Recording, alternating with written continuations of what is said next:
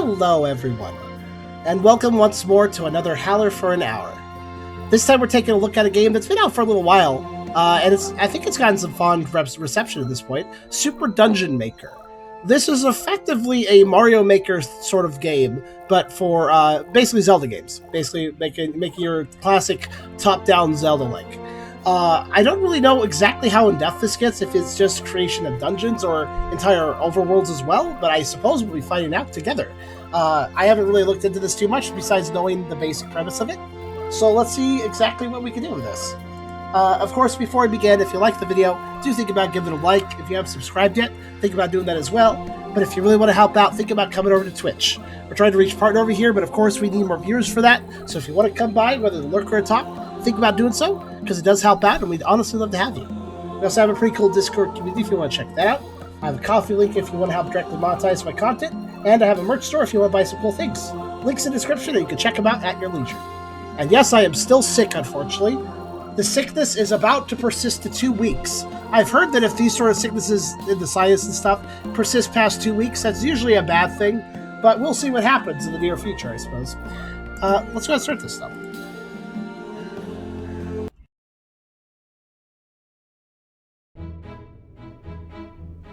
Okay, so while I was trying to set up, I think I skipped the tutorial. I think the tutorial's in here. Yeah, okay, here it is. Let me know how the volume is, I guess. There was quite a point of contention about that before I started. Because grass cutting's kind of a little bit... a little janky, but alright. Okay.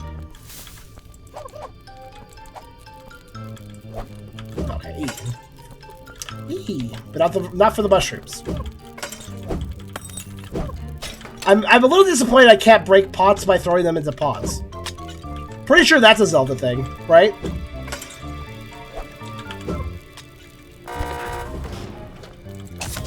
Slime egg? Slime egg.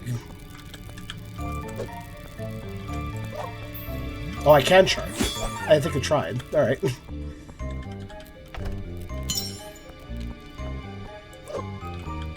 That's weird. The pots came back immediately? Alright. So obviously this is very much where's its inspiration on its sleeve here. Do I have a map? I do. Let's see. Okay. Slightly more detailed map than a normal Zelda map. Clearly this game is involved in the tradition of pot-breaking maniac, which is disappointing. I like comboing. That being said, I bet I can still do this. Yes. Oh, that didn't do extra damage? Disappointing! A pot's supposed to do 2 times damage compared to basic sword. In other words, that should have one-shotted that guy. If we were following Zelda logic again.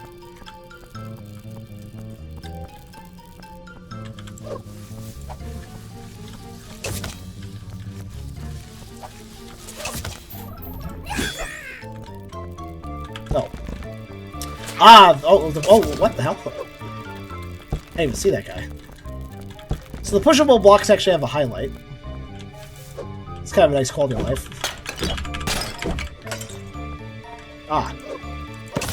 Yep. Alternating switches. Familiar with those. I think those were originally introduced in Link's Awakening? I think it's even more than 2 times damage. I think it is sometimes, actually. Ooh. See, I don't know which block I need to push. Okay. Apparently that one.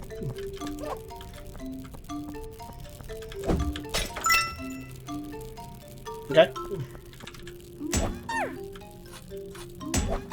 Takes a second to pull that out. Alright. Oh, that's a really great sound clip the chicken makes.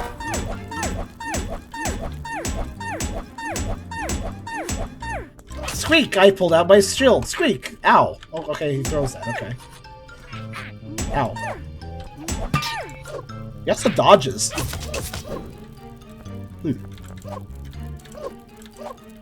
Oh, that's a little... Okay, one thing I'm not sure how I feel about is, if I'm facing right, and my cursor's over here, and I attack with my sword, I'm attacking left. I'm not sure I like that. I kind of really feel like I want to face my direction with Placid and then attack. I wonder how this is on controller, actually. Let's see how it is on controller. Okay, on controller I don't have this problem.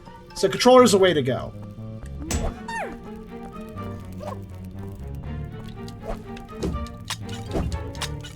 When we spin attack, we sound like Toad. Oh my god, we so do.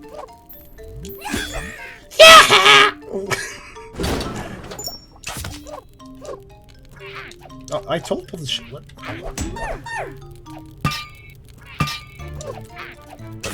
I don't like the fact that these guys dodge back. That makes it even more difficult to kill them. There we go.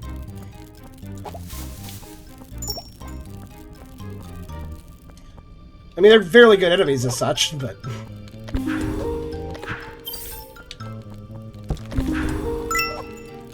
Leaf. Can I, like, look... Oh, I just reset the room. Oh, that's what select does. Okay. What's leaf?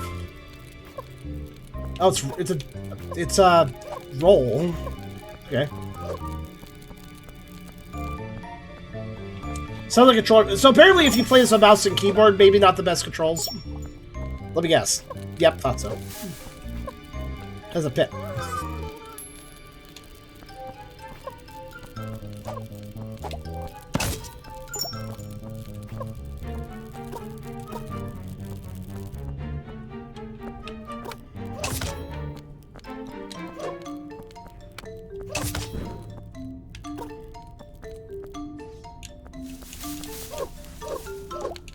Yeah, so this is if you're gonna play Super Dungeon Maker, I heavily recommend I see. Heavily recommend controller.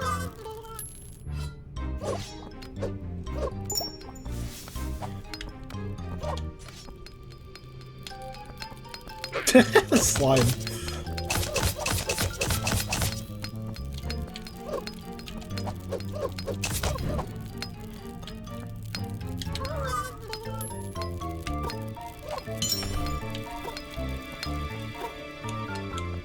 Let's see.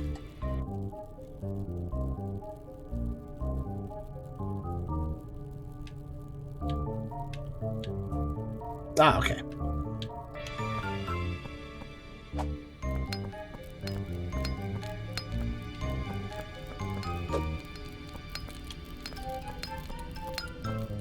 Hurt sound also, it kind of sounds similar, at least.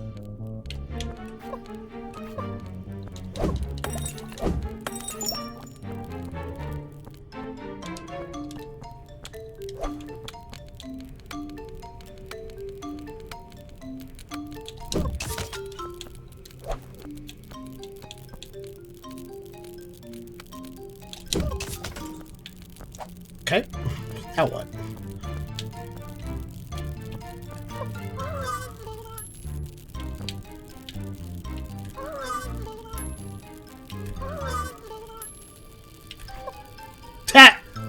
So I have a feeling I wasn't supposed to do it that way, but pixel perfect roll? I guess? Do you guys have any other idea of how I should have done that?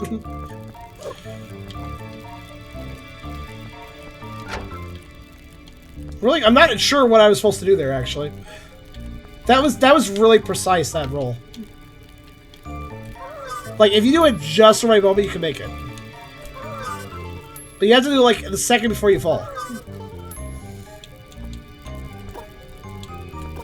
Oh, I guess maybe that is intentional. It feels very tight. Also, hi, Car. Do you know this game? Combine running boots. Maybe, but I don't have any yet.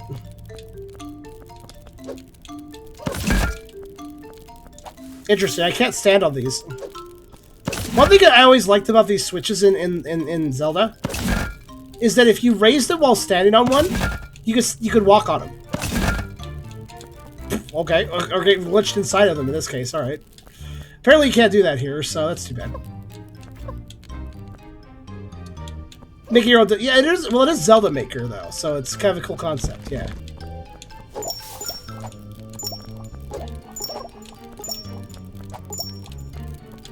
It feels a little bit janky. And I'm nitpicking how it's different from Zelda. But it's honestly, most of the differences are not a big deal. But... Ow! Good drop point.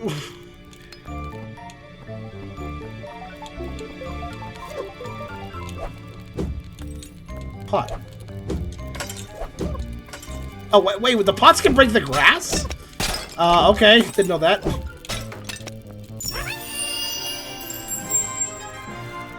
I think you could in A Link to the Pat. A Link to the Pat. You know what? A Link to the Pat sounds like a fan game where Wolf Link from Twilight Princess he's just questing as Wolfie form to go get a pat from somebody.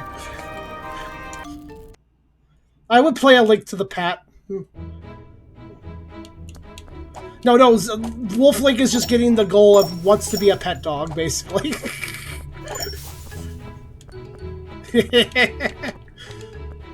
So, this is the overworld now. By the way, that was the tutorial dungeon, I guess. So, what now? So we have, that was like our little, actually, what's this say? Think Secret Cave, okay. Hey, listen, would you join us in our sandbox? We want to learn how to build custom dungeons. Okay. Have you met the evil twin? Well, I'm an adult, I want to be a builder too. Wish I had a flute. Oh, I see. Stomp, I get it. It's a reference to Link's Awakening. Or Link to the Past, right? You can control the music volume of the pause me. We did know that. I guess let's start here. Do not pet the Agatha, she's scary. Has any Zelda game allowed you to pet the dog? I actually don't know. Build the Budgie Brigade's base. At least we hope to make it a base. We're no master builders like you. Will you help us finish it? Yes, but I have an important question. Why do I have an outline but you don't? Just out of curiosity. Switch from build mode. Okay. And paints the floor of A. Alright. Build mode is like a true out of my experience. But what do I know? I'm just a budgie. Oh, that's what kind of bird they are. So I feel like in build mode, that's better for mouse and keyboard.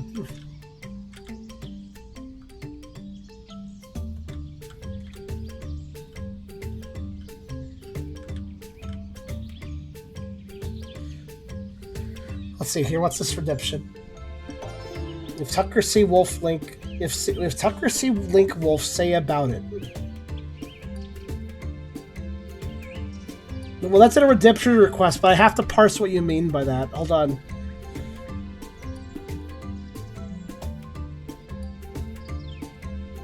You just want me to give my opinion?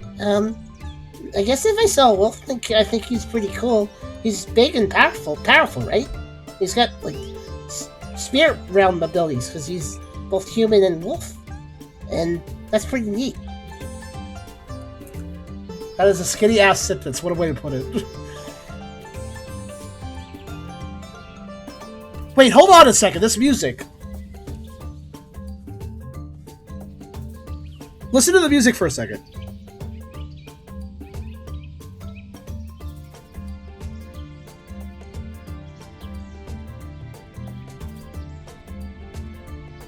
Okay, why is this music reminding me of Chrono Cross? This is such a Tokage dance song. Oh my god. Hold on.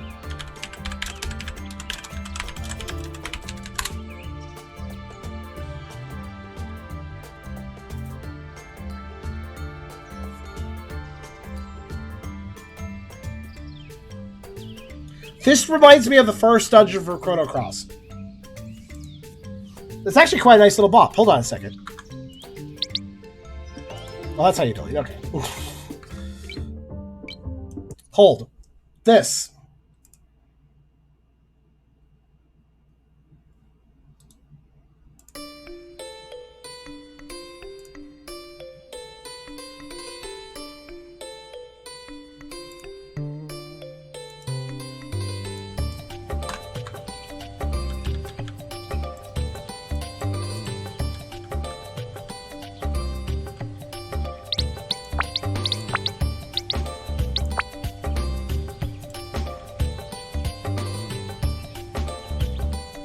Okay, I've opened up some of the dungeon here. Let's walk through it.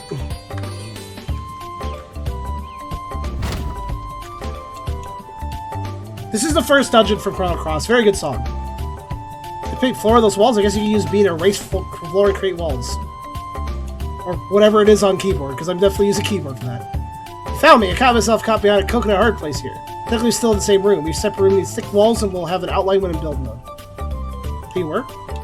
Oh, I see. Before I remove this wall. Okay, hold on.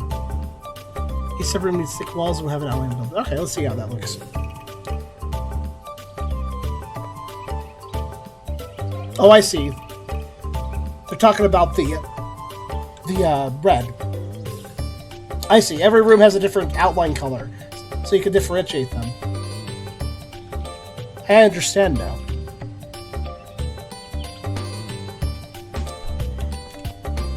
Mixed up the floor type with... And messed around a bit. Now he's trapped. He sure is. Let me help with that. This is the town theme for PMD. No, I swear, this is Chrono Cross. It's a good game, by the way. Chrono Cross is a pretty gosh dang good game. A lot of people missed it. It's a creeper. Oh, I see it. Also, I'm going to turn the music back on over here. So I just wanted to share that song for a second because it's very. It has a very similar melody style, doesn't it? This is like some like Dancing the Totoge like reprisal version or something. I like it. Hi, Zim. His family flakes for the food bowl.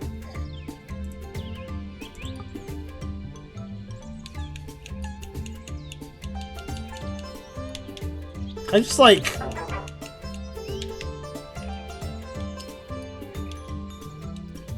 Oh, whoops, that's not what I meant to do. How do I get back to floor? Actually, this is pretty competent on a controller, surprisingly.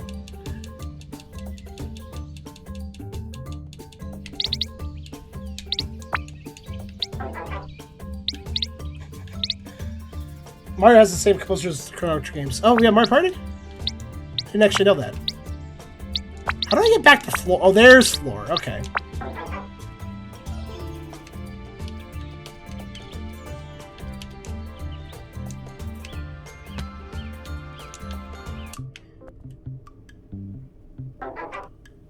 Remember, I could press LD to undo my last change. Silly me.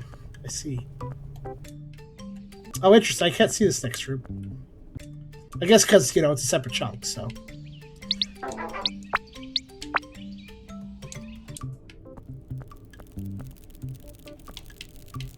What? He had something to say and then it disappeared. What? Ooh. Sir?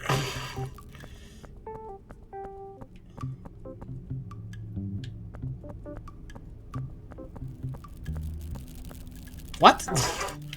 Hold on. Can I look at his dialogue? I bet I can, right?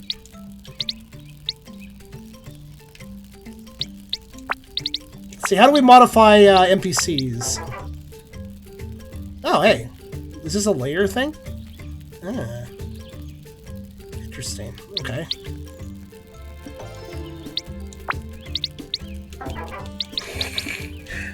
Bark and charm because I can. This is fine. I shall bark back. Hi Zim, how you doing? I'm still sick. I've been sick for like close to 2 weeks now. Hopefully you're feeling okay. Hold on. There's got to be a way to modify the entity, right? Oh, that's how you zoom. Okay.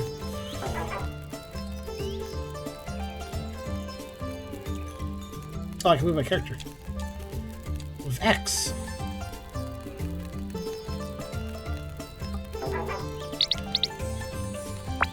Toothache's still bugging me. Oh, damn, I remember you mentioning that. Sorry that's still getting to you. Can you not go to a distance yet? Oh. Pages. Oh, that's actually really convenient. Now I don't have to scroll a ton. Oh, I appreciate that.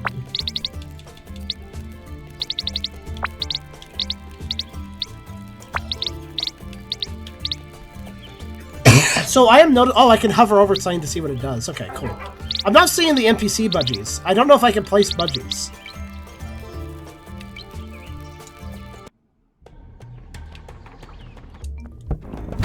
This is now a volcano. I guess. A I thought maybe resetting the environment would... No, he's still broken. I don't know what his deal is. Okay, what the fuck? Are they all broken? Why are they all broken? Why is everything broken? At least I can intuit how what to do, but it's fine. But...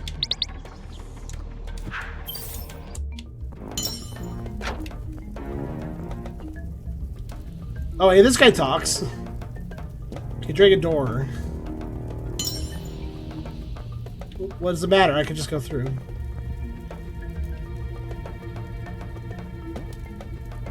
Drag and drop them in the chest.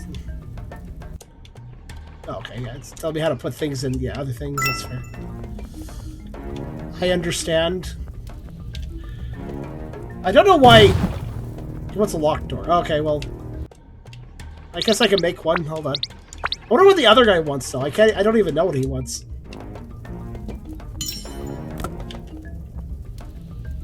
Also, they don't update their dialogue, so it doesn't seem like it matters if I... Oh, that's weird. I got another bomb.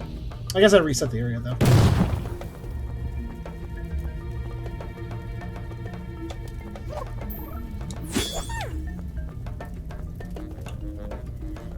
Want to make this room nice and began decorating, but it ended up clearly cluttered. You can pick up stuff, place elsewhere without the object tool, or just delete it. Yeah, you kind of didn't know what you were... Okay, this reminds me of a lot of 6-year-olds' first Mario Maker levels. Good work.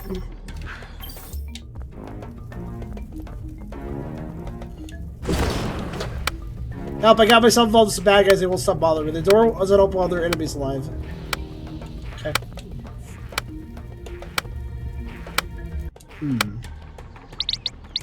What? This sandbox mode is just here to kind of... It's not even really a tutorial, it's more like a... Hey, these budgies kind of have, like, on specific objectives, maybe try something out randomly to see if they can solve it. It's not really a tutorial, per se, it's more like... a place to screw around and maybe learn a few things along the way. But yeah.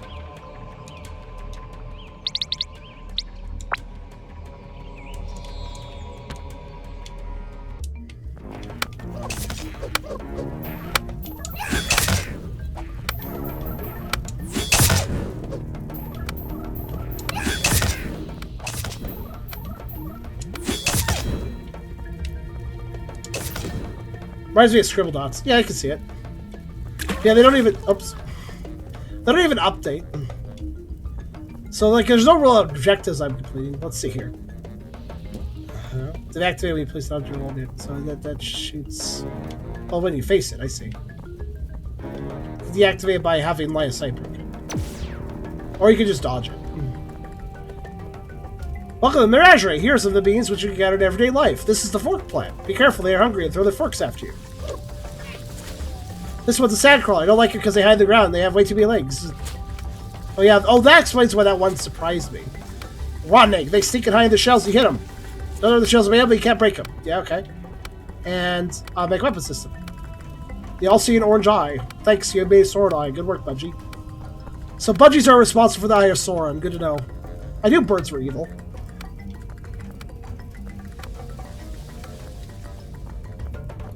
Yeah, most of these enemies are going to be familiar. Oh, I need to put this block in place. Oh, okay. No. I just want an open door. I don't want to have to... So it's interesting. If I leave... I guess it makes sense if I re-enter the sandbox mode and start editing, then when I go back in, everything refreshes. Can be a little bit annoying for testing in some situations, though. Yeah.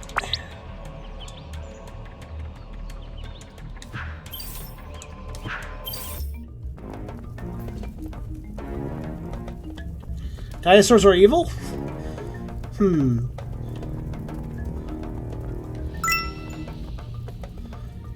It's a hookshot to let players cross holes. Only works on lit torches. What was that sound? If only I could fly. Amphibians are answers, you only need to flap their wings. You're a budgie. Can't you fly? Place these chests safe to... Might make these chests safe and place spikes everywhere, but I got confused. Okay.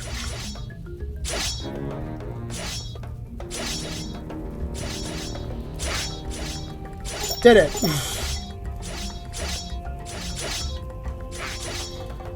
feels very pixel perfect.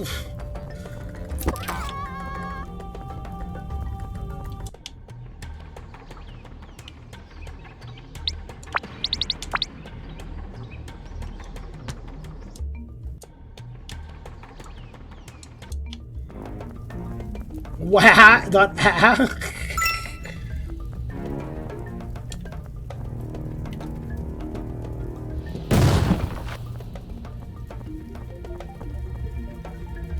Oh, hold on, I can't read that. The golden egg is the goal of every adventurer. Find a way to make a great prize. What is it? What, make it unreachable, hide it better? What villain would build a dungeon that's one way ticket to death for a hero? No dungeon builder for sure. I'd probably build something like this. Collect it to complete the dungeon. Must be completable to upload it. Yep, very Mario Maker. Makes sense.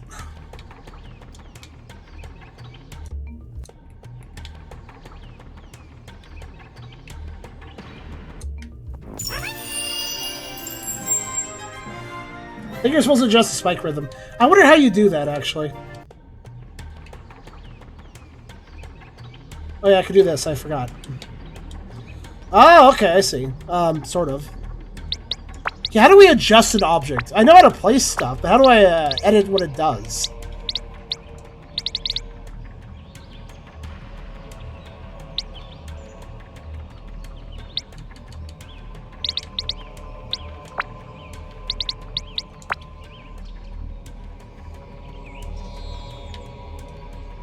Ah. Ah.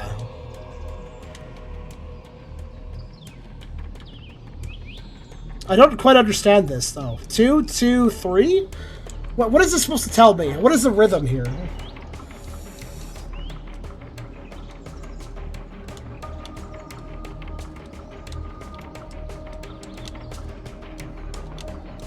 It's kind of an abstract way of doing it.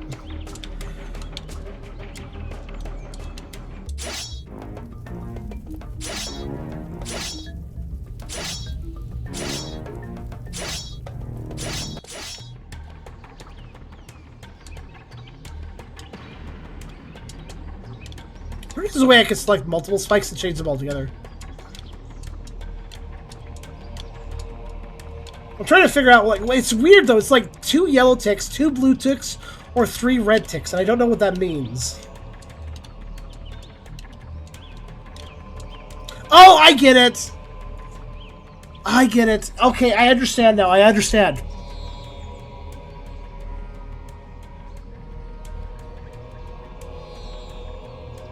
The spikes work off a 4-tick rhythm. The yellow rhythm is up, up, down, down. The red rhythm is up, up, up, down.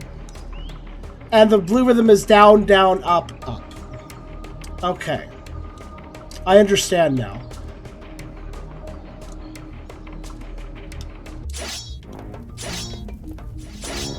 I kind of feel like I'd like more rhythms than that, though. I'd like maybe a up, down, down, down, a nice like slow trap would be preferable. Like, how do I stagger these? How do I stagger these? How do I stagger these so you can walk across a whole bunch of them and they would just get out of the way of you? Like, I feel like I can't stagger them as they are, because like the moment, like for instance, the moment the yellow goes down, blue goes up, meaning there's no gap in between there where you could cross them. There's no way to cascade the spikes in such a way where you could go, okay, there's a small gap where they're both down, now I can move forward, you know? It's weird to me. Why can't I just set... Actually, here's the thing. Why can't I just set it myself? Why am I limited to 3 options? Why can't I just edit each of the 4 ticks however I like? Right? It's kind of weird. Why can't I just choose out of the 4 ticks what are up or what are down? Why am I limited to 3 presets?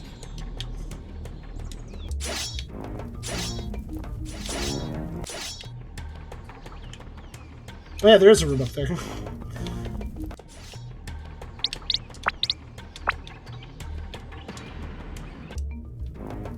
Cascade Skegger is how I'd like to do it, personally. Oop, wrong door. That's a breakable door.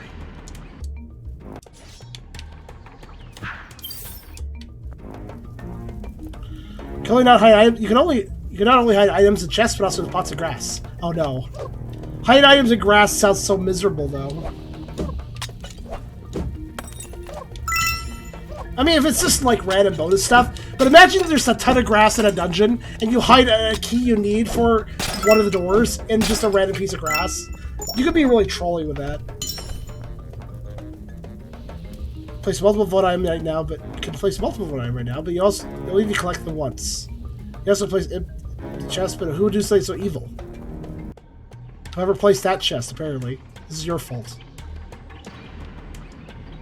Be box 10. Alright, I guess I'm done here. How do I get out? That's it. So, I've learned a little bit now. What's over here? Dungeon building. Okay. Oh, this is where I make a dungeon. Okay.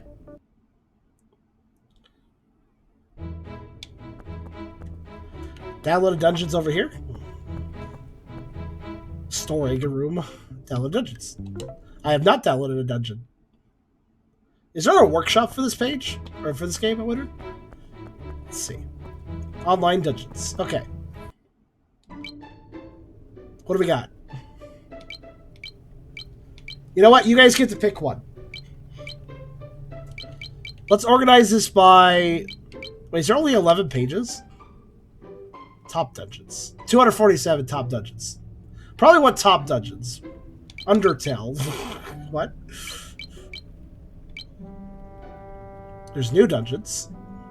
Infinite Court. And we could search dungeons. Okay.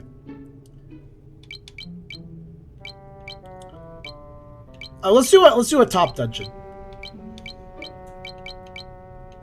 The new boss? New boss out of the fire tower of the volcano map. Okay. We haven't fought any bosses, so let's see how this is. Okay, I have the ability to wade, the ability to roll, a bomb, shield, hook shot. Okay.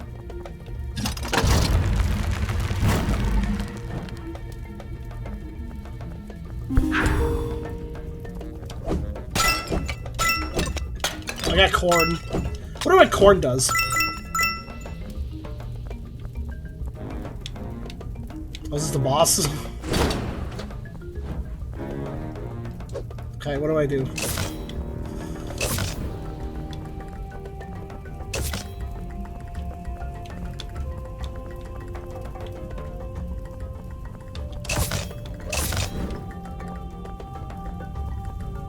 Minions must die first.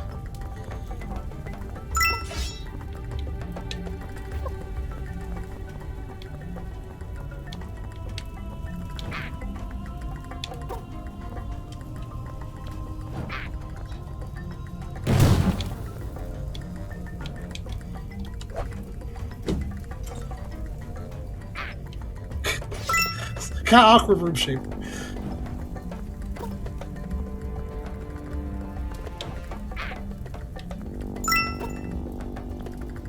How did I break the other? Oh, I have more bombs. Okay.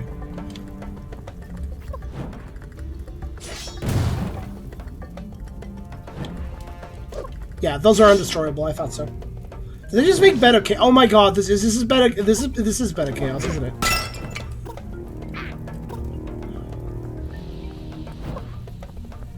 Okay, there's a switch there now in the middle. What do I do with that? Oh, I see. 10 cord access switch. I get it. The cord was needed to access the area over there.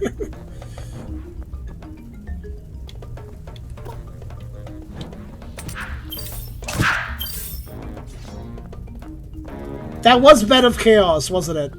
Effectively. Alright, what do I do now? Okay.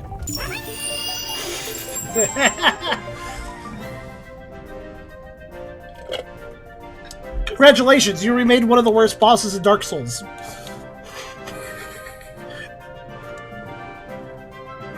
What's this? Mod IO to generate user, whatever. Okay, sure, whatever. I agree, I guess. Random, you know what? Sure. Throw me in the mix.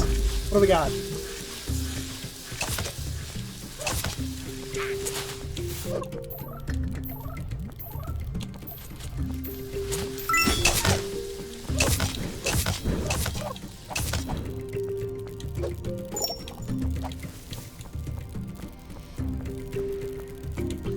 So one thing I'm going to complain about with this so far, I think it's neat, but you notice when I was in the sandbox and I was looking at all the objects I can add and stuff, I feel like it's a pretty limited supply. There's a good number of environments for the dungeon, but the amount of like objects, and especially enemies, seemed a little lacking.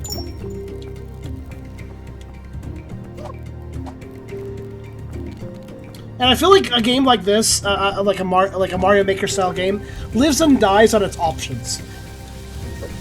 Like you need as many options as possible, and ideally combinations. Like Mario Maker, Mario Maker lets you mix things together, like put a mushroom on this enemy, now it's big. That's basically create another enemy. So options are very important for these sort of things, I feel.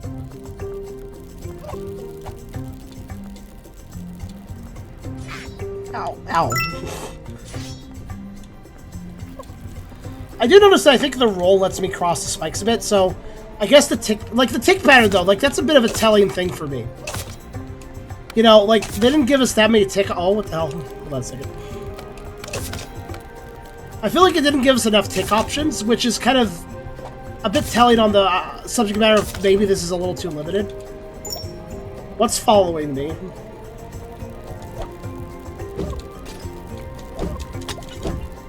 Oh, okay.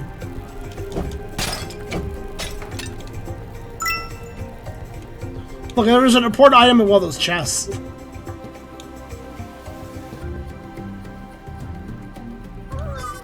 No, just quicksand, I guess.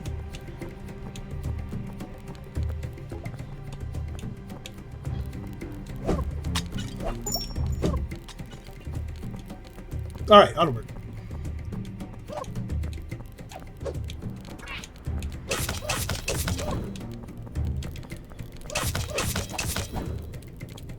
But yeah, I don't like the fact that we can hide very important items like the flippers in like pots and grass, because that means that there are definitely going to be dungeons where you're going to have to OCD hit every piece of grass and break every chest and stuff, just in case there's a very important key item in one of those things.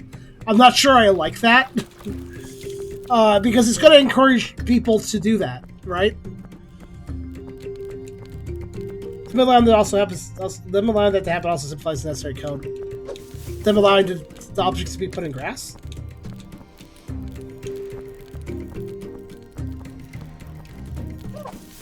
The grass isn't so bad, but if you got like a ton of pots, it takes a while to throw them. That's true. The corn does make sense. The corn does make sense. Or random hearts and stuff. That makes sense.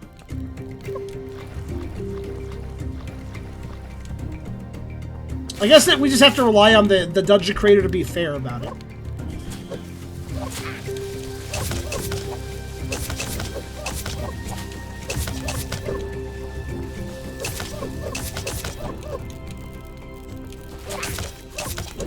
How?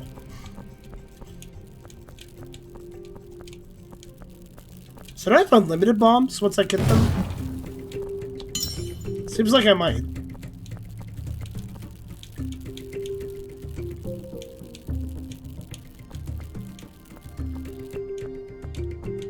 What makes this add extra code of bars for items? That's true. I guess having the option isn't bad. It just means that you will see some trolling done with that for sure. But in itself is not necessarily bad. Yeah, spikes can be crossed with a roll. The roll is iframes.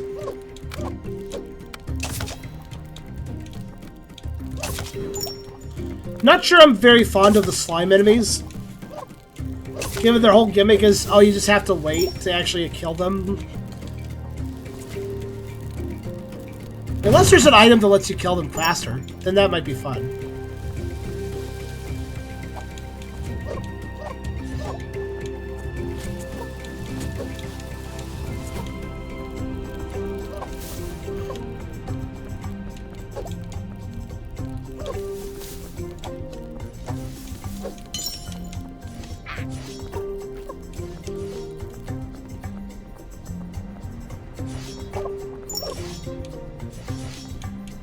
Well, see, this makes a little more sense.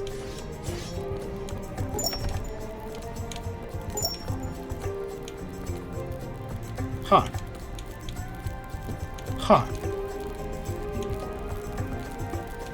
Huh. Huh. Why are they not hostile?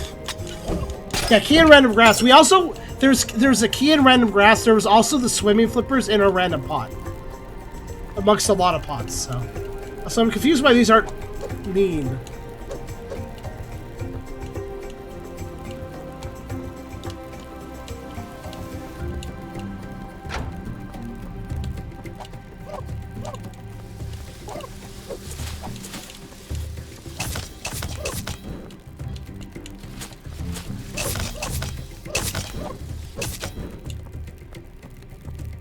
They place aside a block? Maybe they are.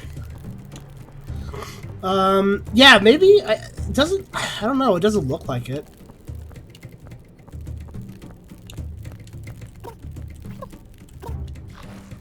Oh, there's the egg, just kind of there in a corner. I feel like that should be in like a special room.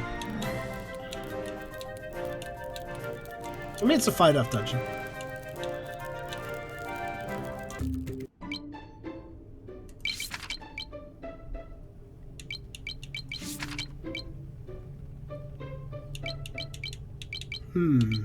Community dungeon. What's that mean? Each floor done by a different creator. So that must be like a major dungeon.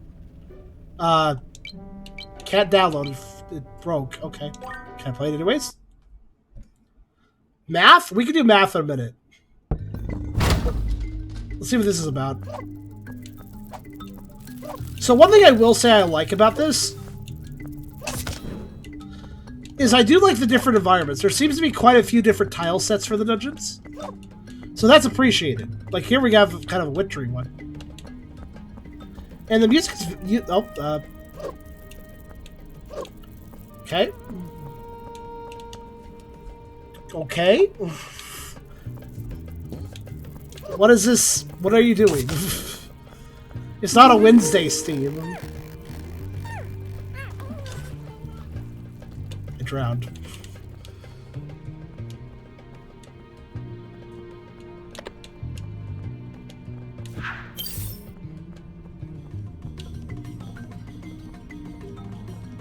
I want tomorrow to go well. Yeah, I know, I agree.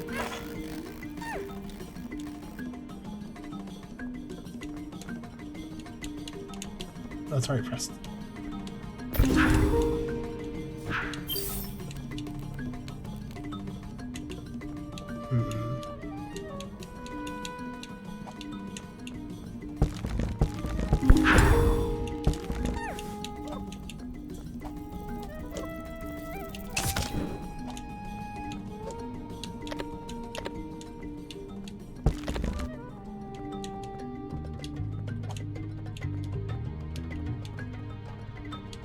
I hope you're doing well, Car. By the by.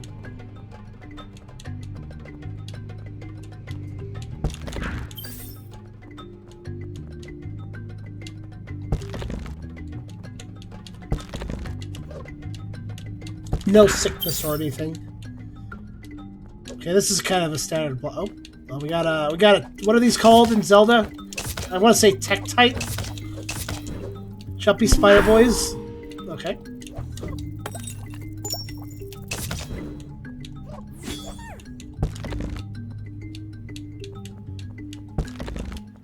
Tektite. I was right. You can mess around them a lot in Ocarina of Time.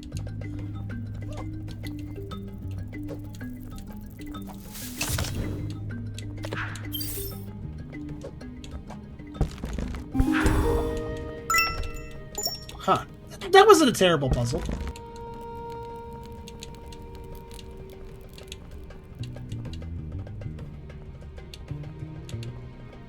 There's an area down there. I can't get to it, though. Or wait, actually, can I?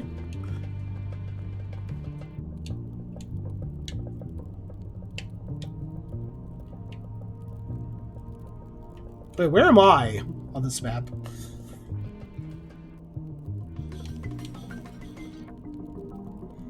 Oh, I guess I'm in this room. Okay.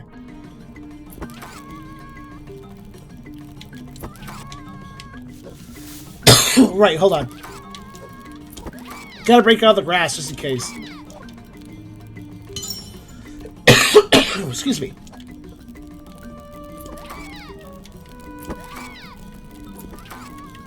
I don't like the chicken's noises. Sounds like he's... Oh no, fuck me. You know what's a little too easy to do? Pressing the wrong button and resetting the entire room. By the way, it's not a whole... So, I don't mind the reset room. That's actually a great feature. But it should be a case where you have to hold down the button. All you gotta do is press it, and it happens.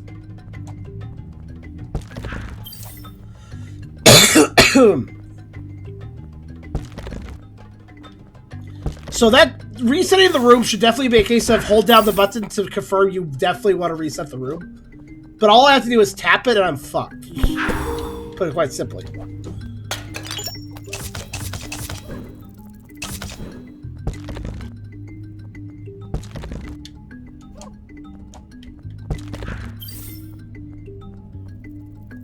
So the cord was used in the boss fight car to remove the block to hit the switch. Remember that switch I hit to end the boss fight? That required the tin corn that was thrown about the level.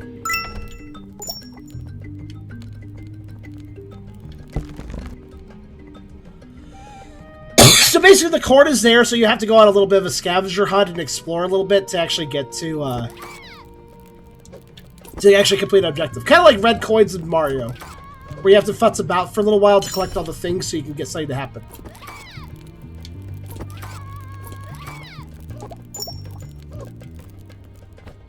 By the way, if you're wondering why I reset the room, it's because I was trying to hit the map button and I got confused.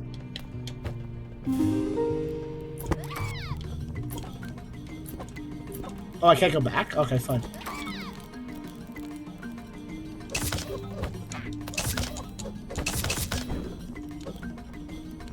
Yeah, I'm not entirely sure how I feel about this game. It is cool to have a Zelda Maker, but there's... Okay, there was this other Zelda Maker project that was being made a number of years back, and I don't remember what it was called, but it was pretty cool. And I don't know if it ever got finished. I'm trying to think about that. Or maybe it got abandoned, I don't remember. It had a quick starter.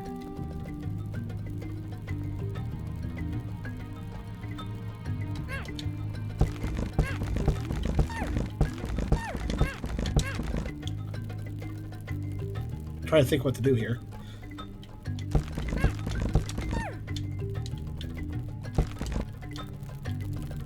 Oh wait, hold on. Duh. No, wait, no, that wouldn't work. Oh yeah, no, that would work.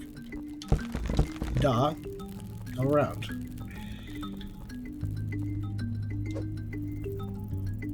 Okay, now what do I do? Oh, you can grab those. Oh, you can grab the statues. It said torches, so I wasn't aware the statues counted.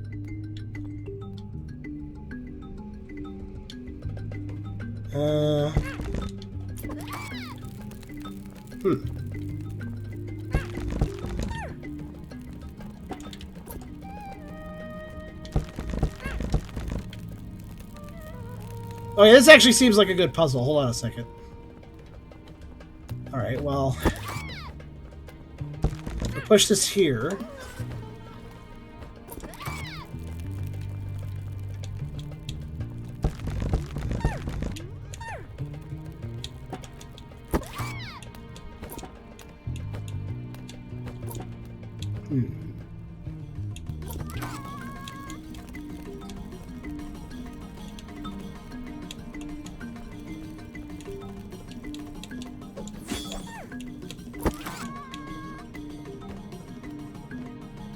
Oh, duh. There it is.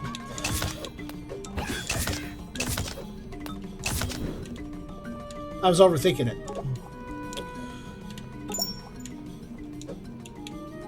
Oh, no, no, no! God damn it!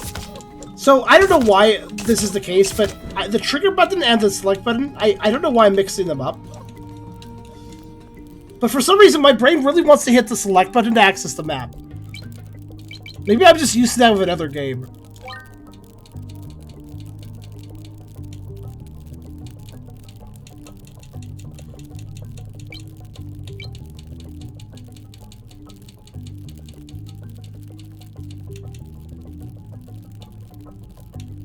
No, it's actually the toggle build mode key that does it. Theoretically. Select this map and start as menu in a lot of games. So I think that's why I'm pressing it. Yeah, rewind here. This needs to be... No, not an A. We just want to... We want to bind it to something that doesn't exist. Let's see. You know what? Press an R stick. I will press that by accident. There we go. Okay. And just for good measure. So I wouldn't mind the rewind button being on whatever, except for there's a problem. And that problem is, if you hit the rewind button, it immediately rewinds the room. I think we could all agree that it should probably be a case where you hold it down to like, say, like, I'm committing to this. I'm going to hold down the button until the animation completes. But if you let go, it stops it. I don't know why it is. If you just tap it, it's like, oh, well, you're doing it.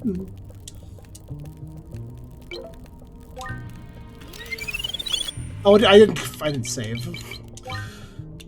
God damn it. Wait, what? How can you have this set the same button? Alright, whatever.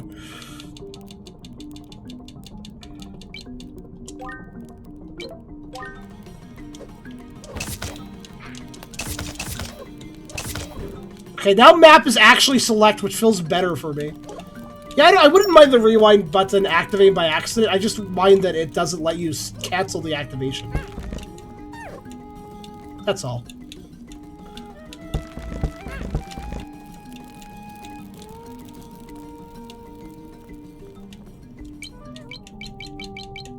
Yeah, there's only graphic... Okay, the graphic options are very basic in this game. There's controls, and that seems to be about it.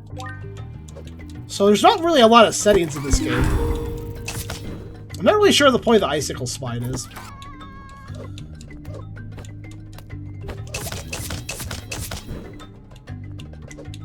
Anyways. Okay.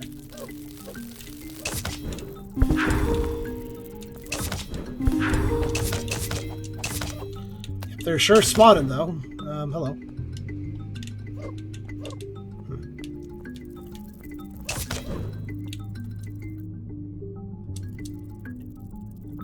Oh, that's an access point for something else. Okay. Oh, it's open now. Oh, it opened! With absolutely no fanfare that opened with the last enemy killed. Okay. Yeah.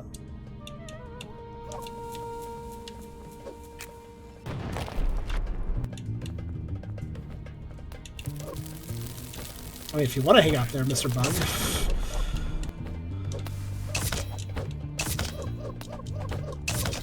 Dungeon freezing more and more. I guess, I mean, it's supposed to be like a little visual effect, yeah. That makes the most sense. Ah, I see now.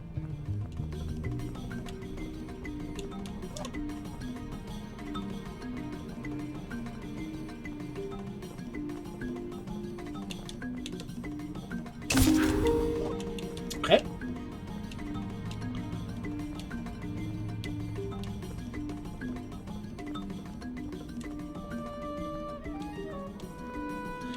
Honestly, I'm just, like, the vibes of this... by the way, this is a community map. This is, like, what the developers agreed is, like, a really good map. So that's why I figured I'd play it. Because, like, if this is what the developers agree, like, this is a community-made map officially...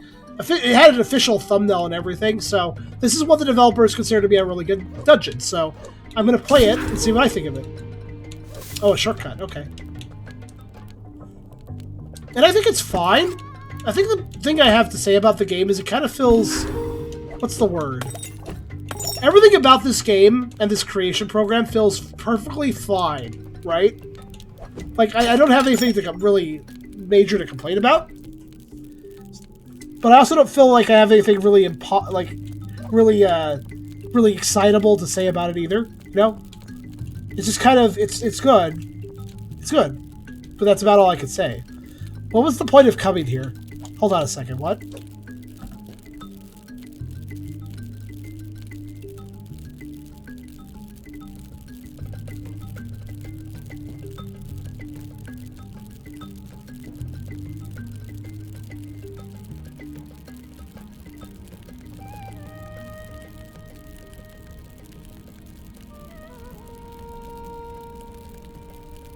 Oh, actually, I probably can drop down. Did I finish this map? No, I didn't. There's a few areas I haven't gone to. Okay. Oh yeah, it's a drop. Okay, that explains that. Okay, key door. Key thing. Okay, I can reverse that. Okay.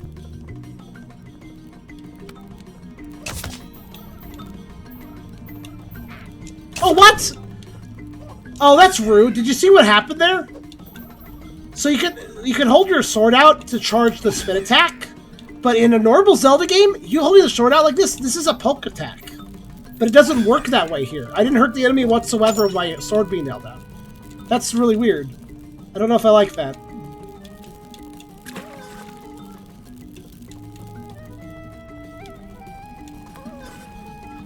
Wait, that could be pushed? I can.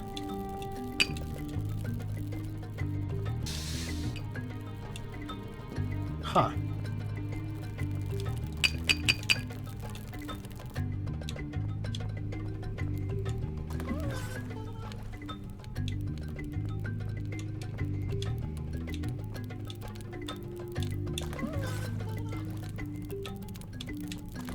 Because the ice is really annoying, by the way.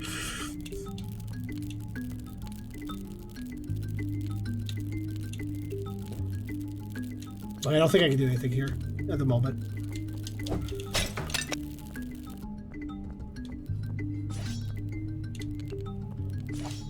I think I have to go through each floor sequentially, but I wasn't done on that previous floor. I guess I'll maybe come back to it.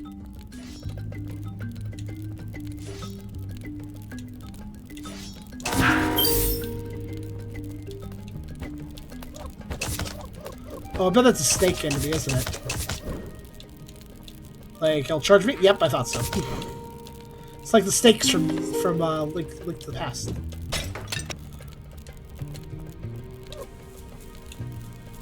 Wait, can I pick that up? Oh, I broke that.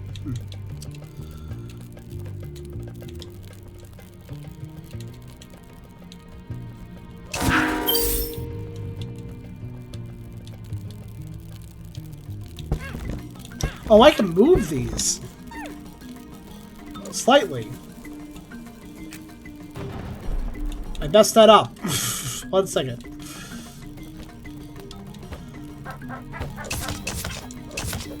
Ah, Chris Oz is done with his stream, I guess.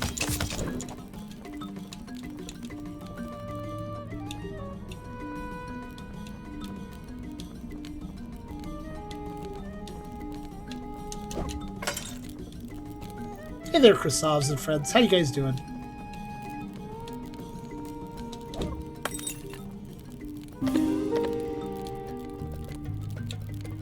Oh, okay. That explains a few things. Oh god, look at this. I gotta get it just right so it fits through here. Are you okay, I have to move left. Oh, this feels fine. This game feels fine, but it's just got a little bit less polish in, like, overall compared to Zelda itself, which makes it less fun. Why did I get a buzzer? Whatever. It's just like, it's alright, but like, at the same time, it does everything a little less good compared to Zelda, thus making it feel like a more mediocre experience. You know?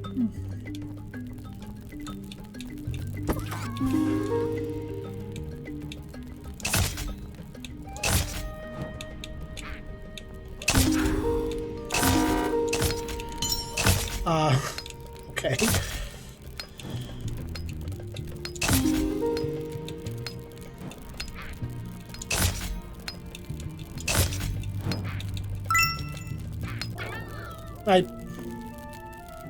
Alright.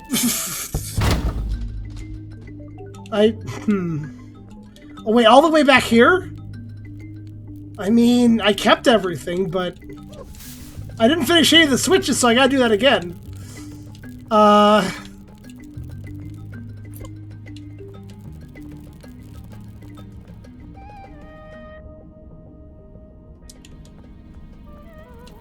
Man.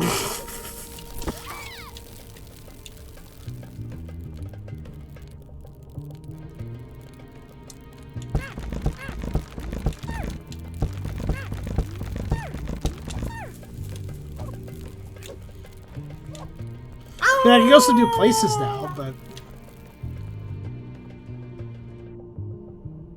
Wait, that's all that did? Connected there? What was the point of that? Well, I guess it's a shortcut, technically.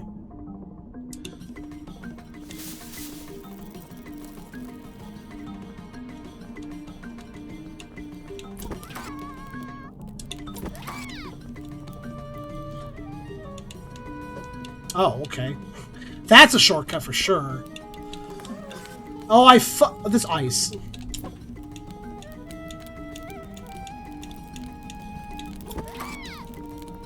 This ice is too slippery. It's very annoying. Okay.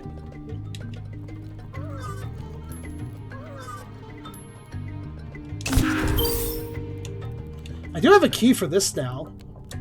But I kind of need to go all the way back first.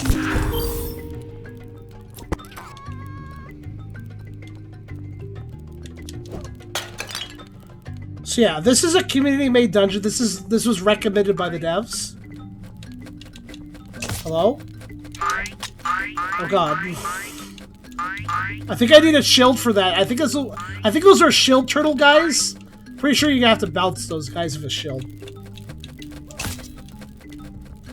I don't think I'm going to be doing that.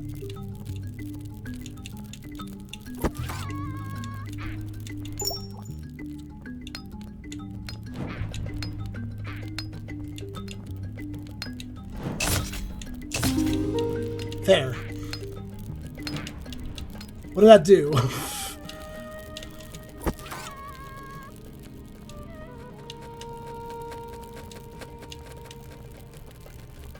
It spawned hearts.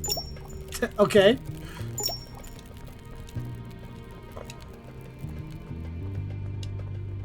Admittedly something you need after doing that, but... I fucking hate the ice! That was me just trying to walk around and I slid into the water. Man. Yeah, this game is... It's like if you like Zelda, but you have low standards of Zelda at the same time. So you don't mind playing something that's like Zelda, but not as good.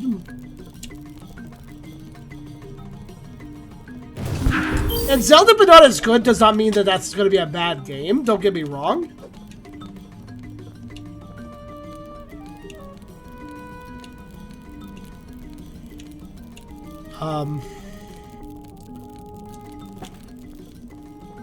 Oh, right, these are breakable. Duh.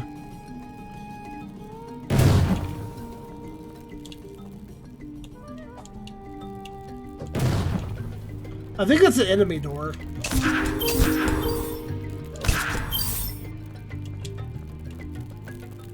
I mean, it's cute, but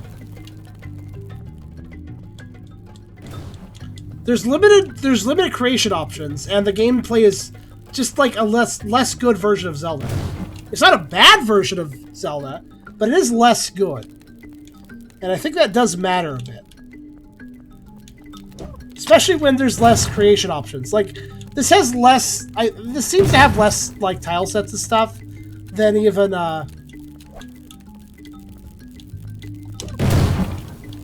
Okay, can't throw across the water for any cool tricks, apparently. Oh, yeah, I can. Did it.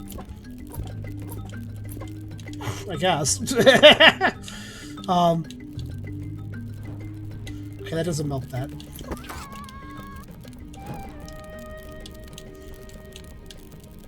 For fuck's sake, ice.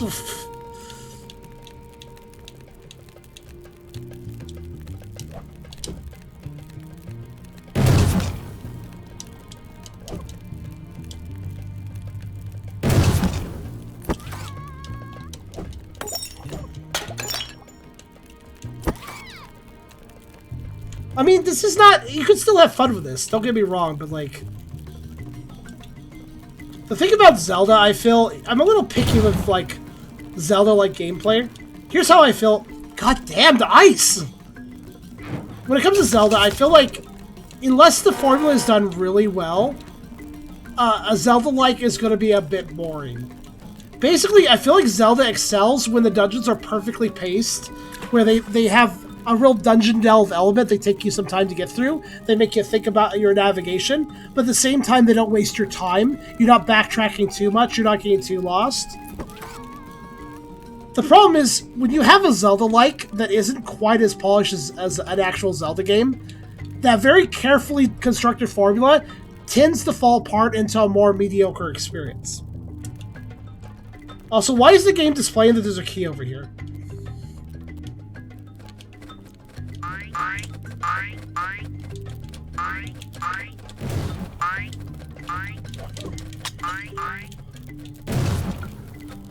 Okay, invincible, good. Good to know. Also, should I like be breaking these blocks, or...?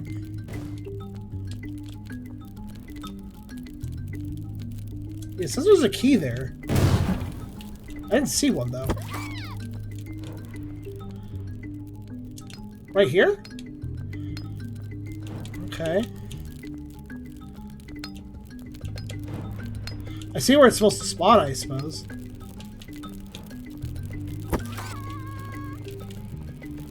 To be honest, Top of Zelda's never hit the spot. That's fair.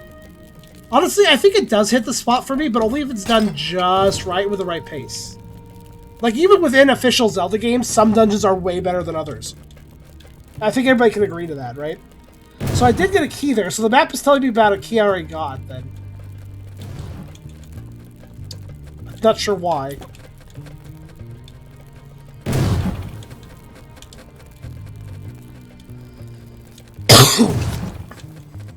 Also, that enemy is stuck somehow, so alright. I feel like I'm playing Bomber.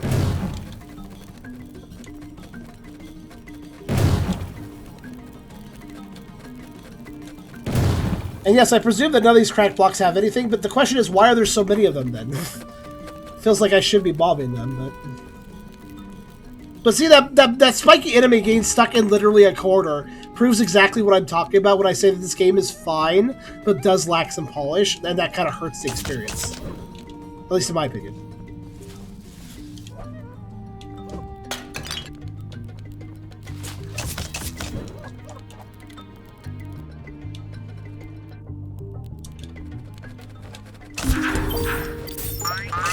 Oh god.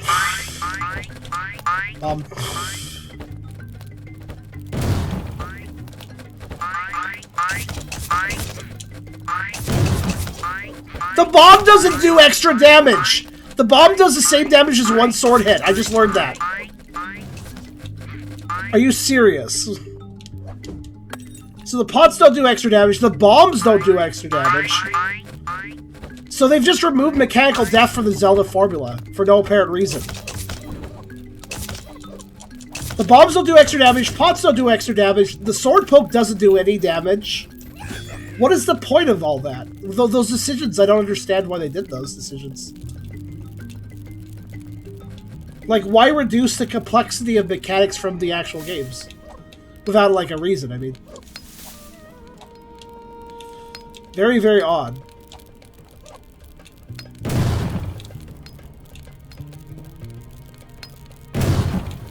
Also, yeah, I do feel like I'm more sluggish as well.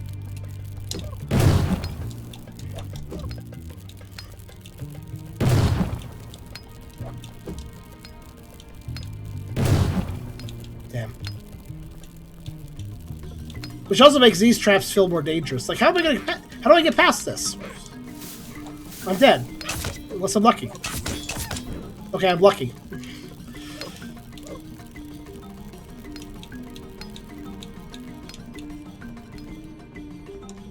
Should open a shortcut, I think.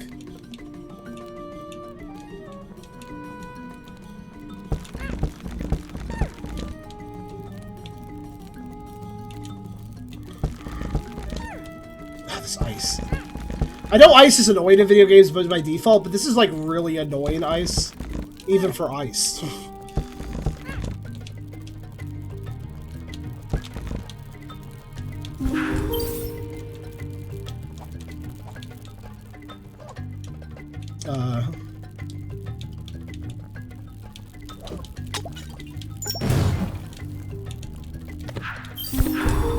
What?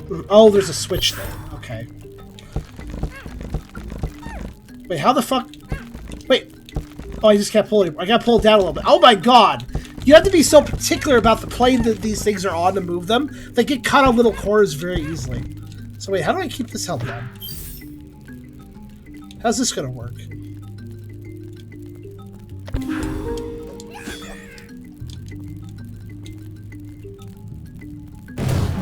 Oh, I get it. No, I'm dumb. I keep forgetting I can push and pull. There we go. Okay. Bomb? No. Alright. It's kind of mid, yeah. Mid is a good way of putting it.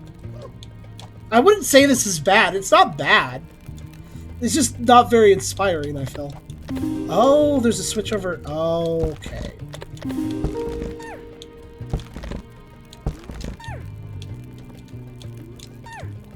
Oh my god.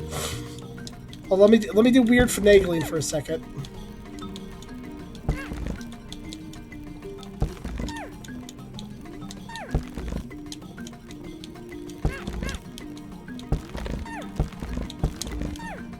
Okay.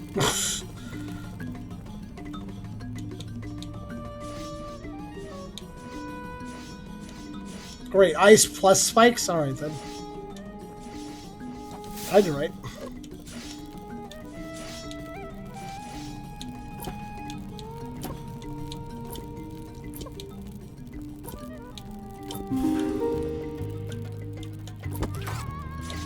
Okay.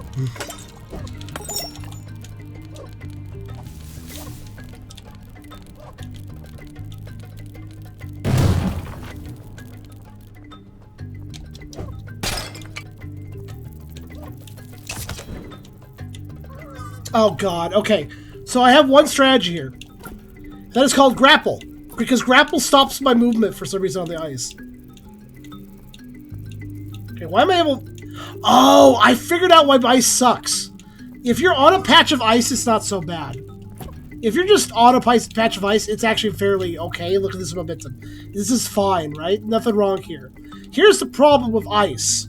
When you're on a solid surface and you step onto ice, you're going. You're going. You're going off a ledge.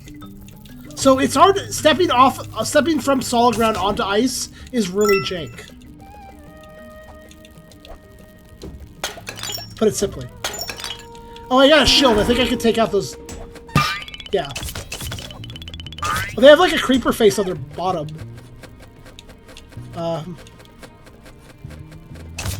Sir?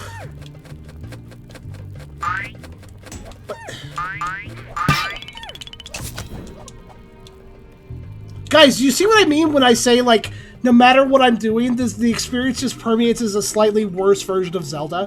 What happened there? It's just, it's Zelda, but things don't work as well. It's Zelda with slightly worse coding. That's what it is. And it's a bit of a shame, because I feel like that could be polished up.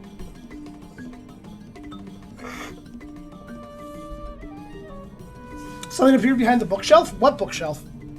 I am aware that if I go back down, there was a room where I could not open a door because I needed to kill the shield enemies. Now I can do that, so... I mean, I am Charm Breaks games, but even so, what bookcase were you talking about? I didn't see a bookcase.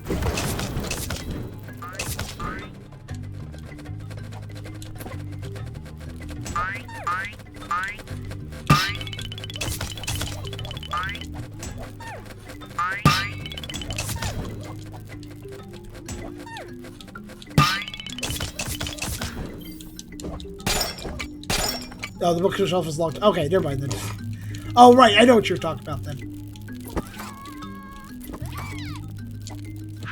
Also, this is just a personal nitpick, but I don't like the chicken's voice. He sounds like a mix between Toad and a creature in distress, and it kind of unnerves me, I guess. I don't know how to put it.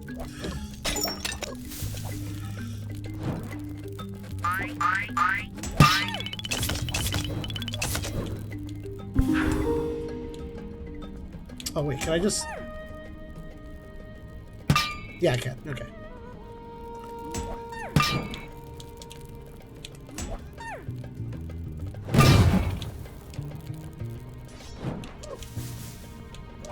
I mean, this doesn't feel like a terrible dungeon. Oh god. Not see that guy.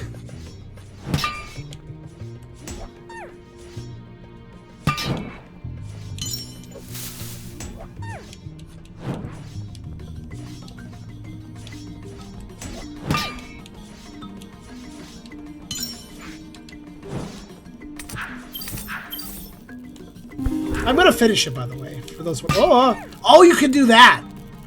I know you can do that. Okay, that's good. That's good to know.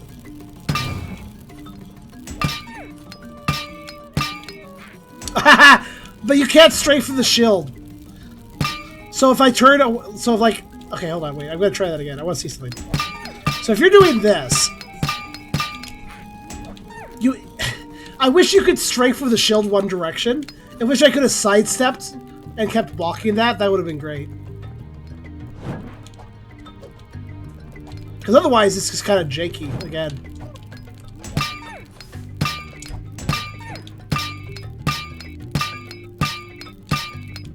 You have to really time that.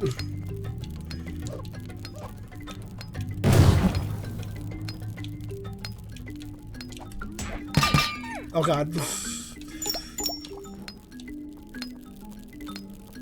And a reminder, I need to break everything because you never know. A very important item could be a hidden grass, so... Okay, we're back here now. This is good. Let's see. I need to drop down somewhere again. I can go up as well now, but... There's an enemy room. There's a door that I couldn't open because I couldn't kill the shield guys. Where was that?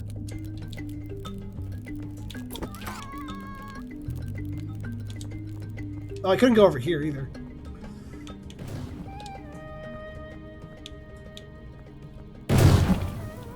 Try to be very bomb efficient if you haven't noticed.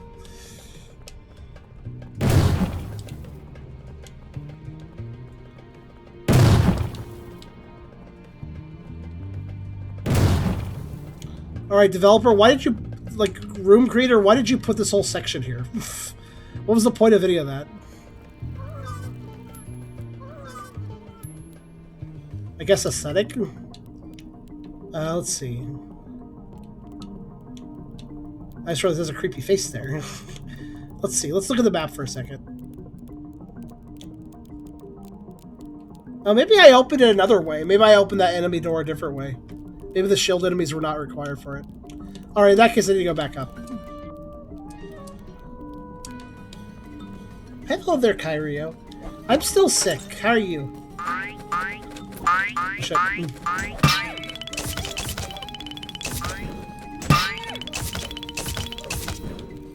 Well, I killed all the enemies in this room. Also, I just realized I could have done this.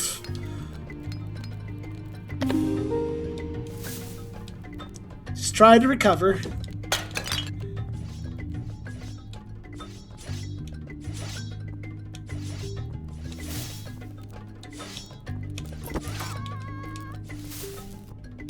How you doing?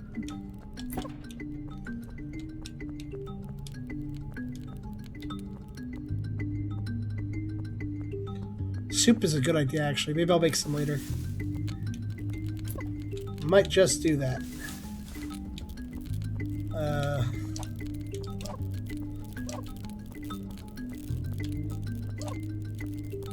All right.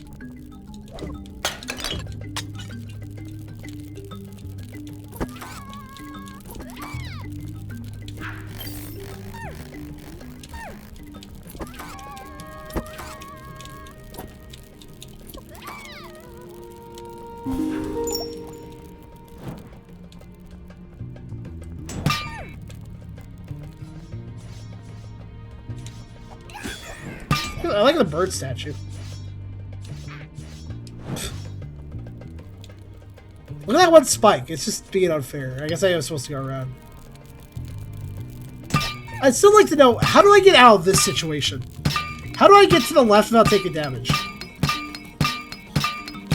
Perfect timing, I guess.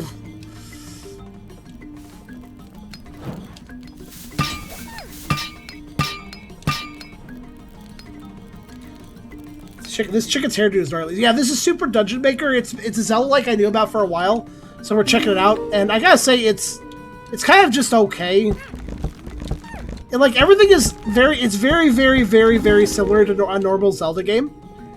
And a lot of the functions, a lot of the ways the game works is the same. But everything about it is just a little bit more janky and less like functional, I guess you could say. Not to the point of being bad, but definitely to the point of being like perplexingly like messy. I guess that's how I put it.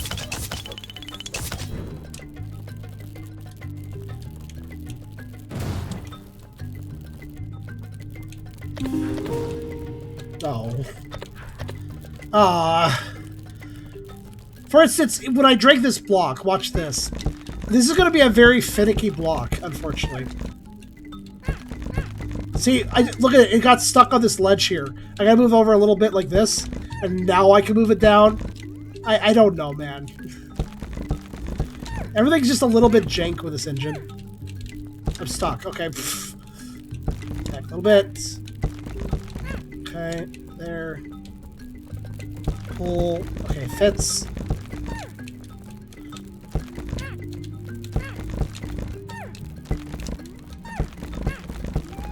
It's basically Mario Maker, yeah. We're currently playing, like, the most popular community map, like, it was endorsed by the developers and stuff. I figured it'd be a good map to basically go, like, alright, well, like, this is, like, what the developers think is, like, a really great map, so let's take a look at it. And it's, again, it's fine, is how I put it. It is a fine enough map.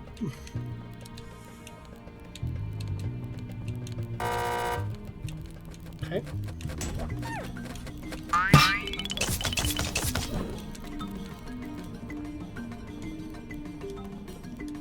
I think we're about half done with it.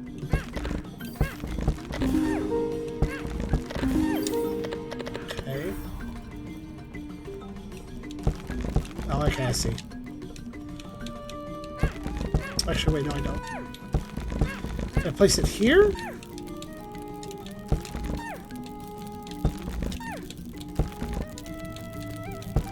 Ish. Actually, wait. Yeah, I guess so. What am I doing right now? What is this? What is this? What? Okay, whatever. I think I want it there, actually. Okay.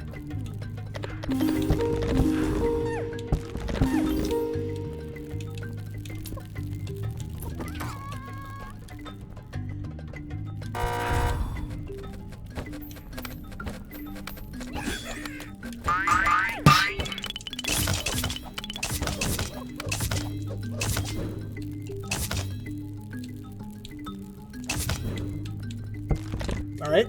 A few things accomplished, I suppose. Let's see. Ah, right. Okay. I'm basically done. I just need to push this further. Okay. Oh, okay. Yeah, that. Well, I see.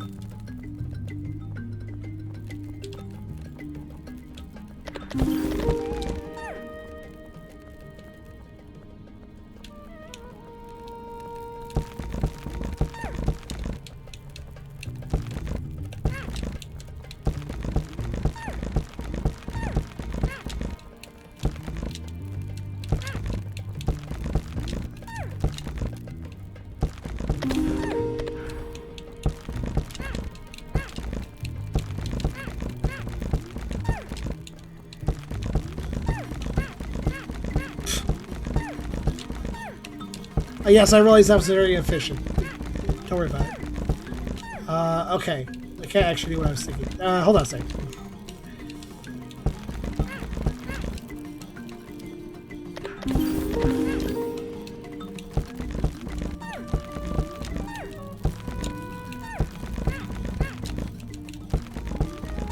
Whatever, this works.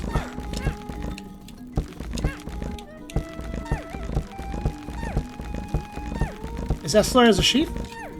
Essler is a sheep, yes.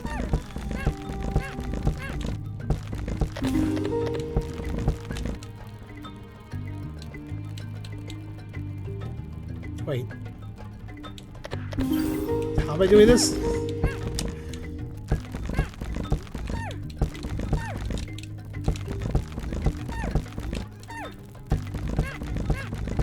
Shrug. I'm doing it wrong, but I'm doing it technically right. It's good enough.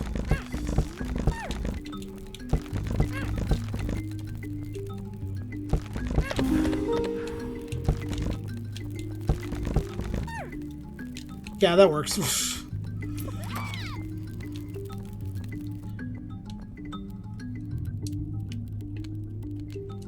I was gonna say, one thing that annoys me about the map. Where's the bloody player icon? Right, I'm right here, but the game doesn't tell you that. It's kind of dumb. It doesn't even center the map on you. Look, I can leave it wherever I want. There's a Mareep in the Pokemon community. Cool. He's usually more of a Flaffy when it comes to Pokemon, I think. But Mareep is good too. 2 chests, okay.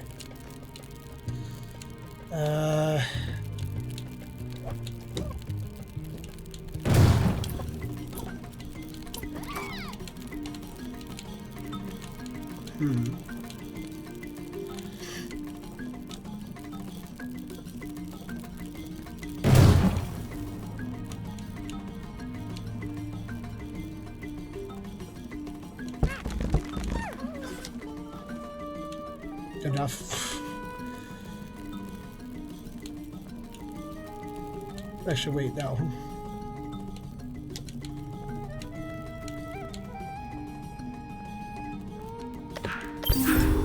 Okay, I see. Well, let's see. Let's see what I have to do here.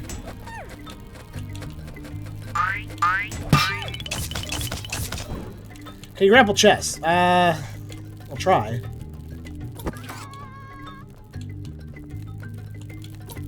Nope. Which is weird, because again, in a normal Zelda game you can, so to expect that wouldn't be crazy. Okay, I think I see what I have to do.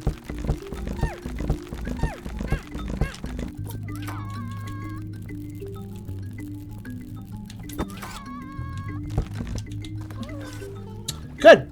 I'm glad I drowned through no fault of my own.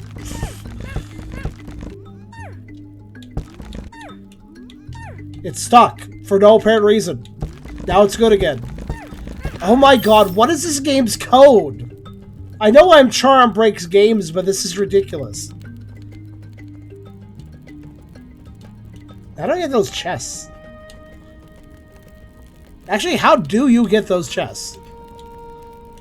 I don't see a logical way.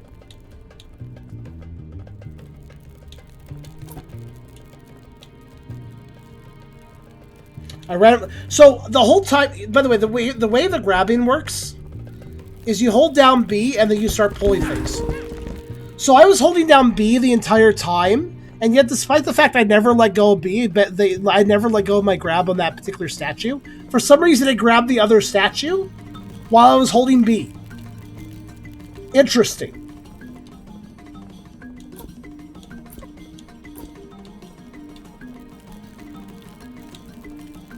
I'm really confused by this. Maybe we get flippers in a bit.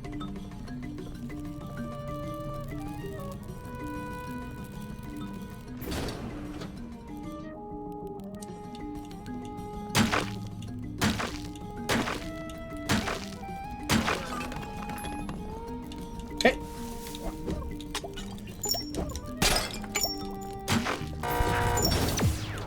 Oh, watch out. Oh, love the ice. Yeah, good work, ice. Good. Hold on a minute.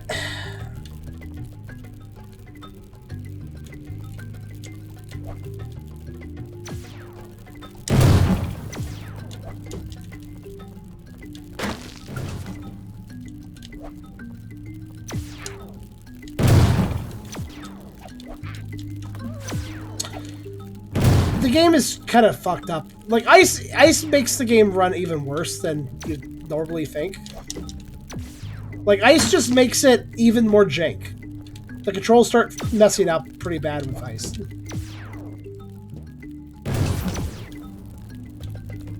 Well, that's open.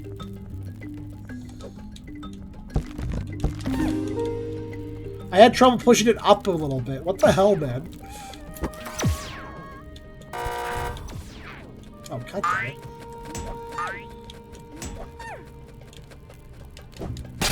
At least pots always mean a heart. I do appreciate that. Oh, for fuck's sake.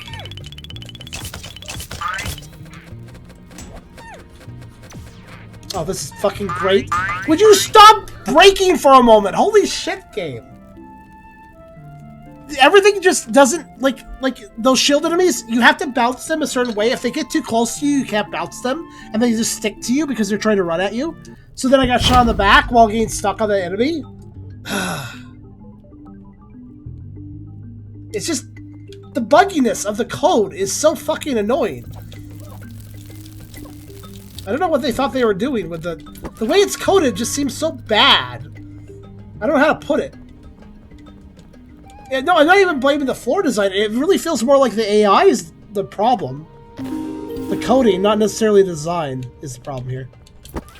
At least there are shortcuts. You know, I can go back easily enough, but... Still, though, it gets a little frustrating. When everything is just a little bit buggy, the experience never feels, like, accurate and reliable.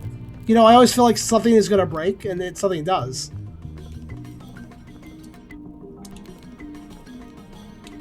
At least the puzzles stay solved. For the most part.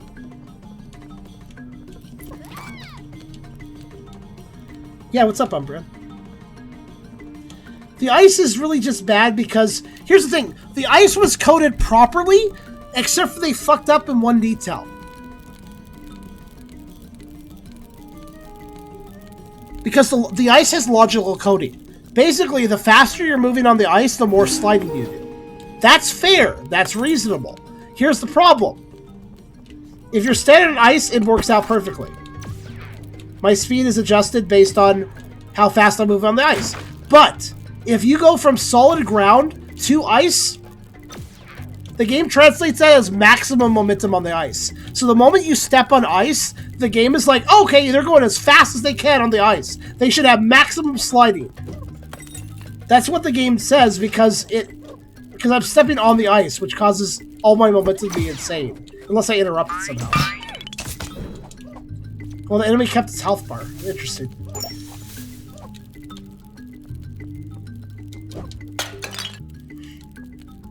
Oh, by the way, do you like getting shot off screen by a laser?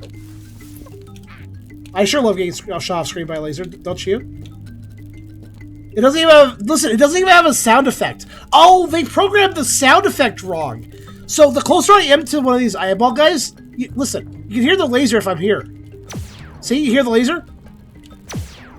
You can hear the laser if I'm near them. But if I'm far away from them, nothing. The laser doesn't make a sound. The enemy shooting the laser makes the sound. Which means if you're far away, you get shot by a laser that has no sound effect. It's a stealth laser, and you can't hear it coming. Because they programmed the sound to be connected to the enemy and not the projectile. That's stupid.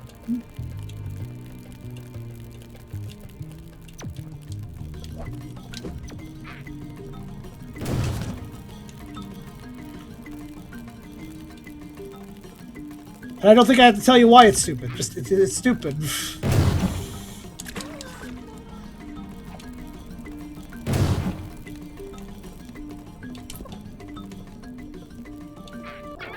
Well.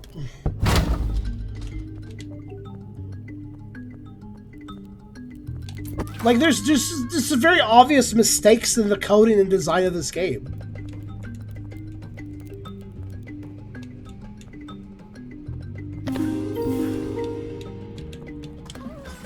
Okay, and it's very easy to, like, walk off and drown, like it's demonstrated there.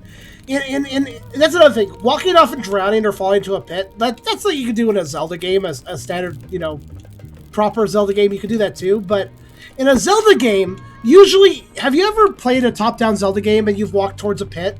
And you ever notice how Link, like, he scampers a little bit before he falls in? And it gives you time to correct?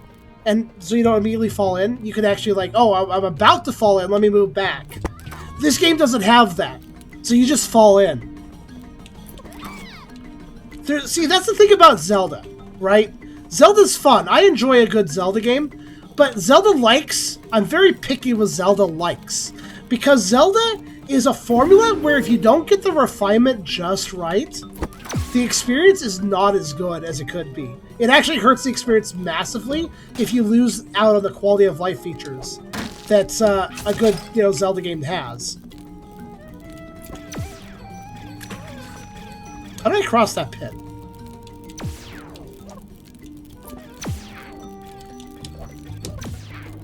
Well, he's dead now. Okay, there we go. Sheesh. By the way, that was what I had to do. I had to throw bombs across the pit to kill him, while getting shot by lasers to open that door. So that was actually the way I was supposed to solve that puzzle. Not a very good puzzle. That was very obnoxious. I died twice trying to do it. Also, I don't think I need to explain why hyper-accurate lasers and ice physics do not mix well. Ow. Let's see. I need a key, apparently. There's a switch up there.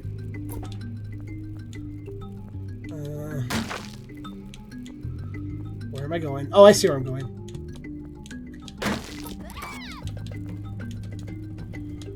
Okay.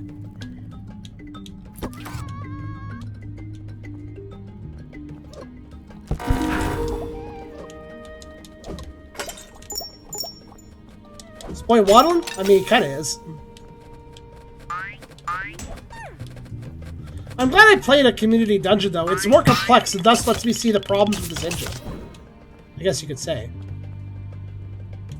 Oh, you know another thing that's missing with this game? I just realized, thinking especially about the Game Boy Zelda titles, Link's Awakening, Oracle Seasons Ages, I'm thinking about this. When I kill the enemies in a Zelda game, in a proper Zelda game, there's a sound effect. Do you guys know the sound effect I'm talking about when you kill an enemy? And it goes like... You know that sounds when you kill an enemy? We don't have that here. So it's a little harder to tell when I've killed an enemy. There's no... or anything similar. So again, another little... By the way, that's important. Think about it. If you're in a room full of enemies in a Zelda game, that sound effect lets you know, okay, the one I just was working on, that one's dead now. I don't have to worry about it now. Let's focus on something else. I can't do that here, though, because it doesn't have the sound effects. What am I doing here? Let's see. Hold on a second.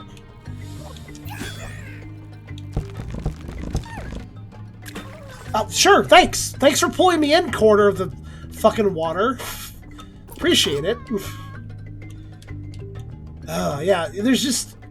Zelda, if you want to make a Zelda-like, whether it's a Zelda-like creation engine like Mario Maker, or if you just want to make a Zelda-like game, you got to do it right. You got to have the right amount of polish. Or it just won't work, in my opinion, Actually, what was that one game we played for Sage this year? It was the one that it was definitely a Zelda-like, and we played as we played as a golem. I think we played as like a nature golem. You guys remember that? It was pretty okay. It was actually better than this. I'd say it was less buggy than this game we're playing right now. It wasn't too bad, but the dungeon ended up being kind of long, and it just kind of got boring after a while a little bit. It wasn't a bad game, though. I actually do look forward to seeing where that game goes in the future, because that was just a demo. So what do I do now? Let's see. Can I go around this way?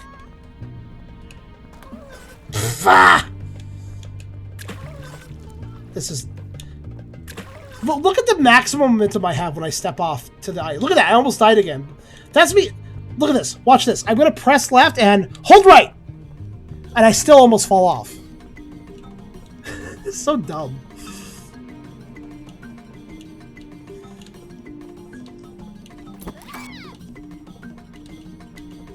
Oh, so I think I soft-locked myself or something.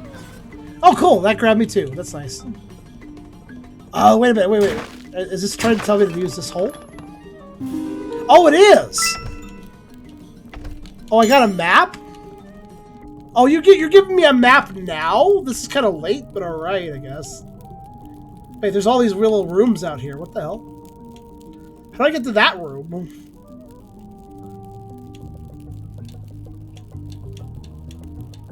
Actually, wait, hold on. Do these maps match up? They do. Okay. Well, looks like I gotta go to 1F and find a hole. By the way, every time I fall in water, I am taking half a heart of damage. So it does add up.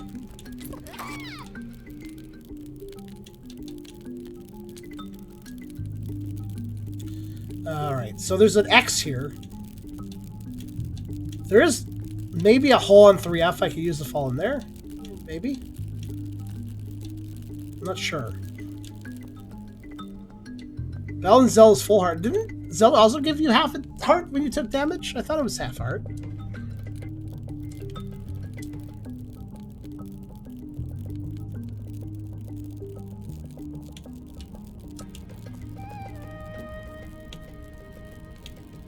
Wait.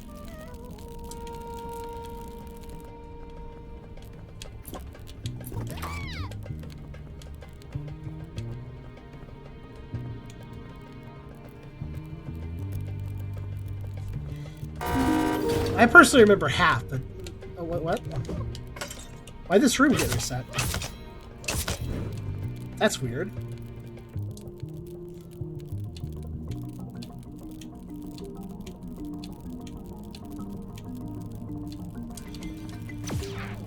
And not great. Oh, thanks, Ice! Fuck you! Well, the room got... Yeah, the room did get reset. That's weird. When did it get reset?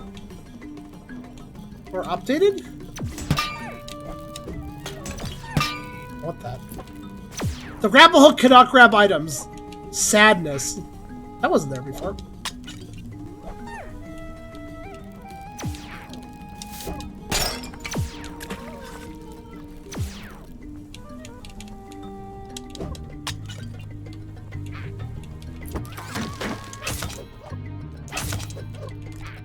Alright, back to it again, I guess. Where's my map? Oh, there's my map. Okay. Woo. Woo. We are opening shortcuts, but... Still time loss, you know? This is the highest... This is a developer... This is the... Excuse me.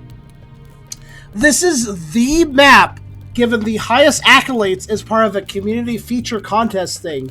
This was promoted directly by the devs. This is basically the best map, more or less.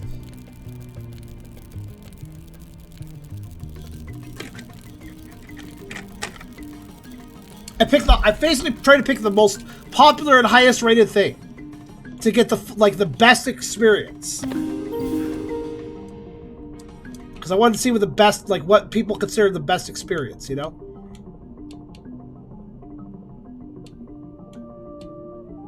So on 1F, I think I need to actually fall down a hole. Actually, you know what? Screw it. Let's go back.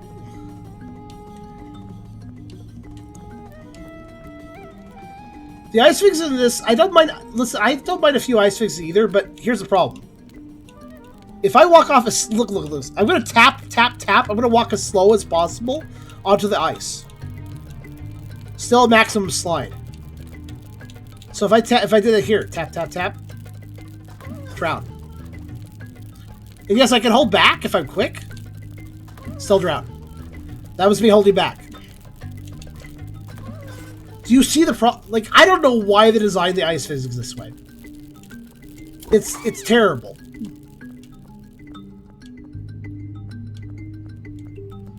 Okay, I have a thought though. I can't go over here yet. But if I go down this way and I find the exact right place, let's see. Okay. I need to bomb a few things in this room. I'm checking something.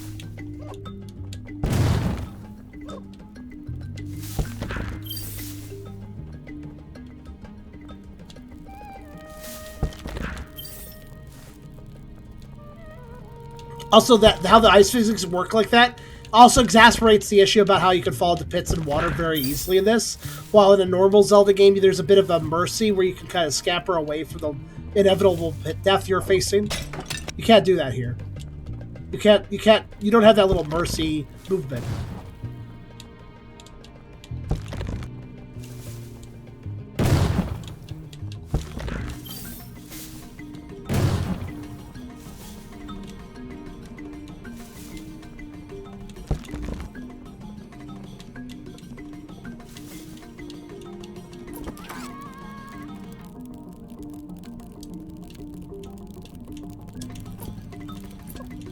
Oh, I have to go around. Oh, I'm done. I have to go around now that I did that. That's fine.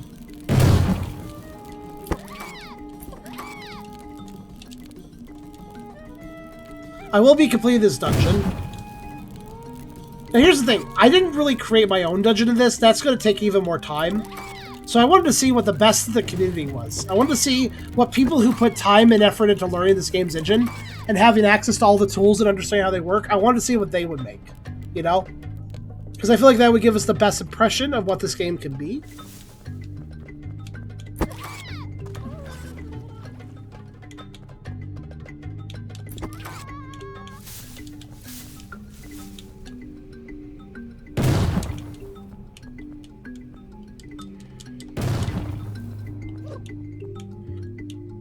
A heart. Wait, okay, there's sometimes hearts in the grass. Good to know.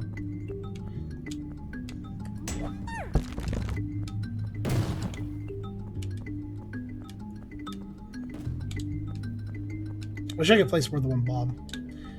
The fact that, especially considering the bombs only do one sword slash of damage. Here's the thing, in a normal Zelda game you can only place one bomb, but it hits like a fucking truck, so it's kind of okay, right?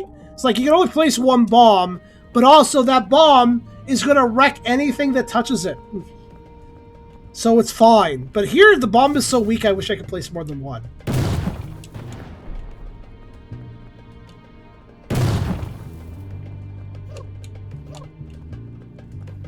What's up with this entrance?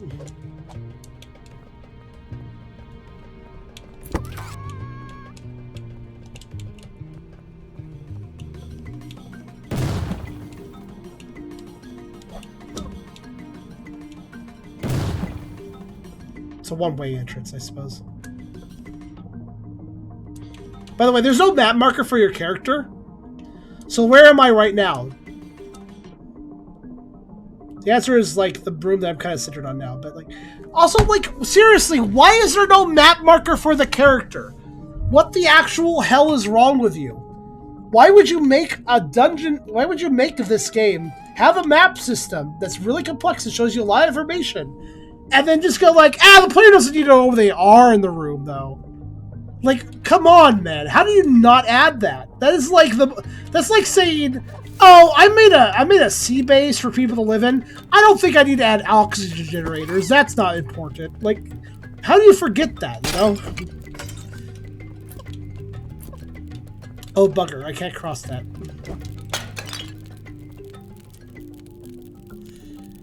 This game has been out for a while, by the way. This is not a new release, as far as I'm aware. Let me look it up real fast. I believe it came out in... Yeah, May. It came out in May. So it's been out for a little while. I don't know if it released in early access. I don't know if it recently left early access. I think it did. I think it did release from early access recently, which was why I got the key. Let me actually double check that. It hit 1.1. Okay. That's good news. 1.1. It released 1.1 in its final Kickstarter rewards in December, mid-December. Which I believe is the reason I got a key, to celebrate the 1.1 release. Well, I like how you guys are mad now that I said May. Yeah, like, but you know what's weird? I don't know when it actually released 1.0. I can't quite tell. Oh, release date. So May 3rd. Okay, so when the game came out, that was its 1.0 release. So it did not release in early access. It releases a 1.0. Its 1.1, which was its first major update after the main release, came in December. So they spent half a year to go from a 1.0 release to a 1.1 release. And I don't know what the 1.1 added, but yeah. So that's kind of the timeline of things. Now, don't mind me as I literally walk all the way around the map to get back to floor 1. Sorry about that. I did not route this right. At least most things are dead.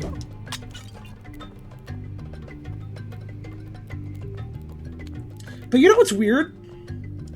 And I guess I'm sort of defending the developers here a little bit by saying this, but Are you serious? Guys, grass blocks your grappling hook. So if I want to grapple to something but there's grass in the way, can't. Really? Grass blocks it? Okay. There's another Zelda S Dungeon Maker out there with a boy, girl, and a furry playable. I gotta try both one day. Balth, if you can remember what that's called, let me know. I was aware of, like years ago, I remember there was a Kickstarter being worked on for a Zelda Maker that I couldn't remember the name of it, but it had more promise than this, I'll be honest. Even back then. But yeah, you know what's weird though? I played a lot of games with mini-maps where your character is not represented on the mini-map. I have played an awful lot of games where the developers just never thought that was something important. And it's so confusing why that doesn't get added very often. But yeah, this is not the first time I've seen a game do that.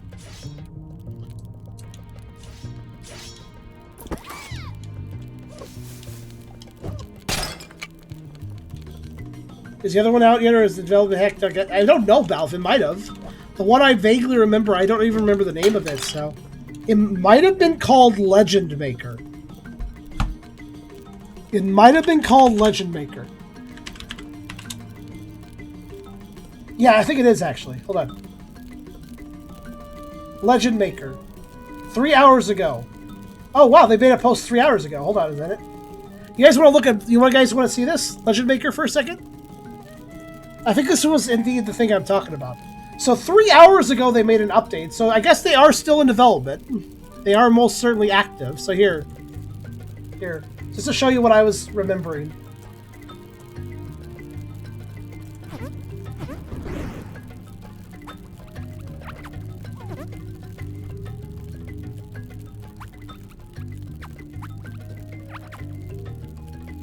He's working on improving the feel of combat, apparently. Oh, a jumping bomb. That's kind of cool. You notice how you have the death sounds on this, on the enemies? You can hear them die in this.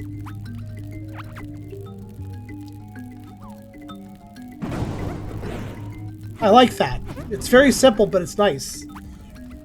Yeah, Dream Mix Games. Look them up if you're curious. They're the ones that I was always aware of for a long time, but I do not know.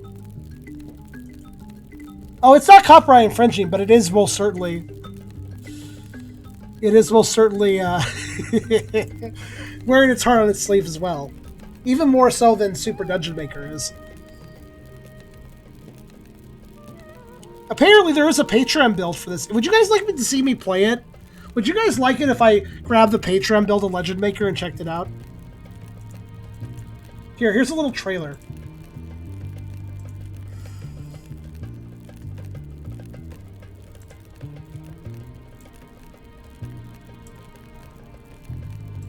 Somebody might consider this rude that I'm sharing about a better Zelda Maker game while playing a different Zelda Maker. I'm sorry though. I'm sorry, Super Dungeon Maker. All you made me feel like is go like, man, I really should see how that other project's going because I don't know about this one. Like, sorry, Super Dungeon Maker, but you're just not very good, especially for something that's been out from 1.0 for half a year. I don't know, man. It lacks so much refinement. It feels like it got released in early access 2 weeks ago, but it's been out in 1.0 for 6 months. I just don't know, man. Here, check this out. Also, this looks like a better creation engine too, compared to what Super Dungeon Maker has. This one feels a lot. Look how quickly you can build in this.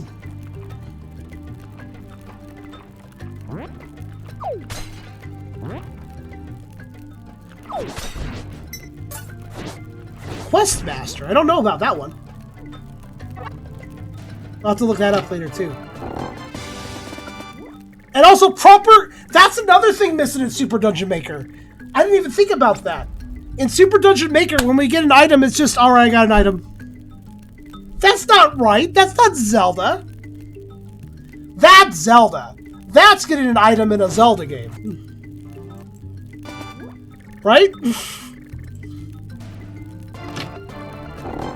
You have to have that. You have to have a fanfare. I didn't even think about that. Yeah, there's no fanfare for Super Dungeon Maker. You just get the item. That's an iconic. Like, if you're gonna make a Zelda Maker, you gotta have a fan very good item. Come on. Look up Legend Maker. Feels too on the nose. I mean, is that bad though? Is that a bad thing?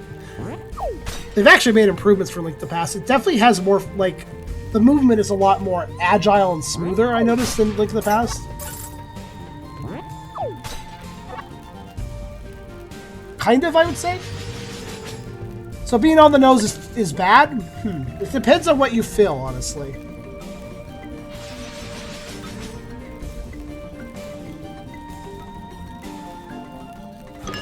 I can see why that would bother some people, yes. But also, Link to the Past is a really solid game, so if they can offer the same experiences as it's... I don't see a problem. Or are you guys talking, like... Are you guys talking, like, copyright infringement-wise? Is that what's bothering you? Because I don't think that's... Whatever, man. Nintendo doesn't own these concepts, these mechanics, so... Either make your own thing or be explicit. But see, I don't think that's the point. For instance, okay, let me ask you this. Do people hate Super Mario Maker because it's literally just the original Mario games? They didn't do anything different. It's just Super Mario Brothers 1, 2, 3, World, and etc. Like, just mashed up, and you can make your own levels. But it's not anything different. They didn't do anything different. It's just those old games. Do people hate Mario Maker for that?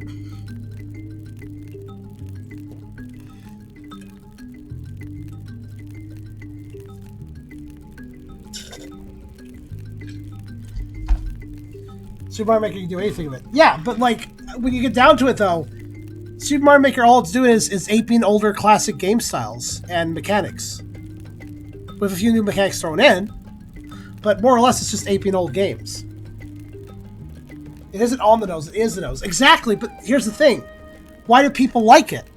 Why do people like Mario Maker? Despite it being on the nose to the point of being the nose of those old things. It is literally the same experience as those old classic Mario games. With a few differences, and the main mechanic, of course, being that you can make your own levels. That's my point. If you're gonna make a Maker game and it's super on the nose, I don't see why that's a problem. I don't think that's the problem. Like, if you're making a Maker game, the point is not to be original. The point is to provide as authentic experience to what you're trying to copy as possible, so that people can then make their own levels using that engine to basically make their own Zelda experience, or their own this experience, their own that experience. And that's why I think that it's okay for it to be on the nose if it's a Maker game, because that's kind of the point. That's what I'm saying, though. Okay, fair enough. So basically, you could argue that Legend Maker could be more original, but I think that would be missing the point. Basically, is what I'm saying. Also, I'm not angry. I'm sick. So I have to strain my voice to talk. So, sorry if I sound angry, but I'm just sick, man. Where the hell am I on the map? I don't know where I'm on the map. Oh, no. I'm there. No, yeah, I'm there? There I am. Okay. Oh, man, I really wish I had a compass marker.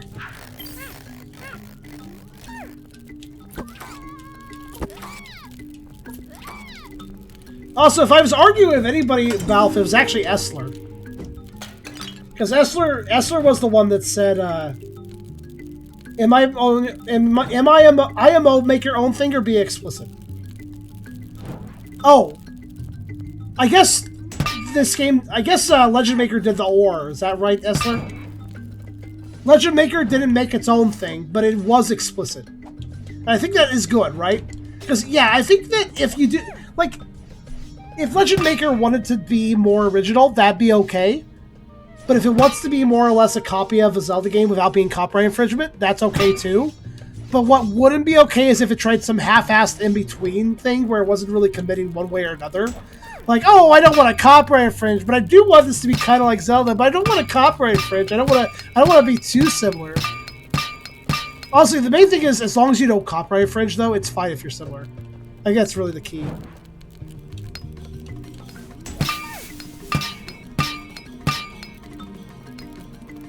I'll do the weird half measure. Yeah, don't don't half-ass it. If you want to make Zelda, but slightly change so it's not a copyright infringement, that's fine. Just do it good, right? If you want to make a clone, just make sure it's a fun clone, and I don't have any problems with it. And also, be careful with Nintendo, because they are fucking copyright trolls. They're basically copyright trolls, I'll be honest. Nintendo is a copyright troll. They try to rip people's... They try to shut down whatever they feel is slightly too much like their product, regardless of the reason why it was made. I do not defend Nintendo's stance. Because on a legal standpoint, I know they don't have to do that. Not to the degree they do. And that my representation for that is Sega. Sega is a lot more easygoing with its fan community and still manages to keep its copyrights intact. Sega demonstrates that Nintendo's methods are not required to protect your copyright. Because Sega can protect their copyright and still care about their fans. So, you know.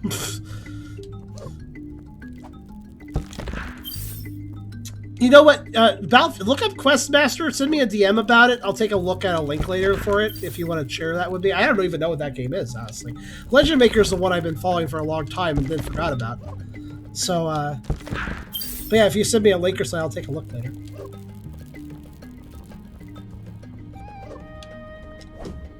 By the way, are you guys aware that the entirety of A Link's Awakening was remade for PC? With the ability to zoom out so much that you could see the entire game world and play the game at the same time. Yeah, I got C&D by Nintendo, but there's still copies around the internet if you look. The guy who made it was smart, though. He literally completed the whole thing before he mentioned it existed. So while Nintendo did cease and desist it, it's out there finished. So fuck them, honestly.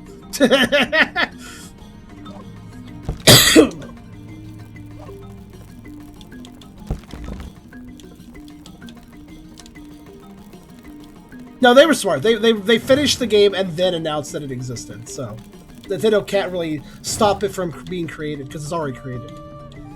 Okay, so there's something I wanted to check out in this room. Do you see that little pit right there?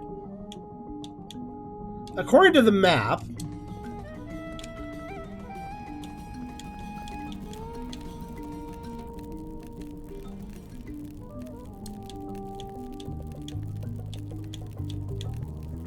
right here.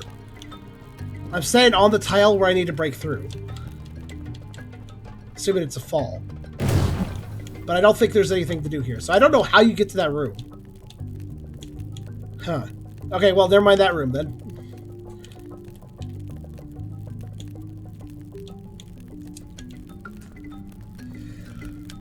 According to the map, I'm gay. No, I don't think I could tell that from the map. After all, the map doesn't tell me anything about my character, including where I'm at. So, I don't think it'll tell me if I'm gay either.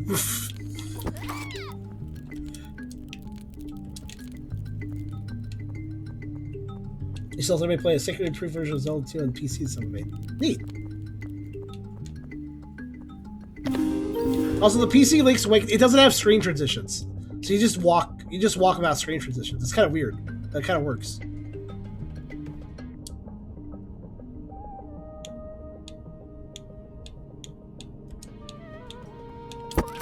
All right, let's finish this damn dungeon. I think we've mostly completed it. But I do think that I could tell you that this game isn't that great. Whether you want to play dungeons created by other people, or if you want to create your own dungeons. Like, maybe you'll have a little fun creating dungeons. There's a few... But, like, the options... I did check out the edit menu. We did go to that one edit dungeon, the sandbox place. And we did look at the options. I didn't mess with all of them. But I can tell you right now that the amount of options available... I'll show you guys in a minute. After I'm out of this dungeon, I'll show you guys the edit menu, because I know there's some new people here that weren't at the beginning. But basically, the edit menu has surprisingly few options. Thanks for that, game.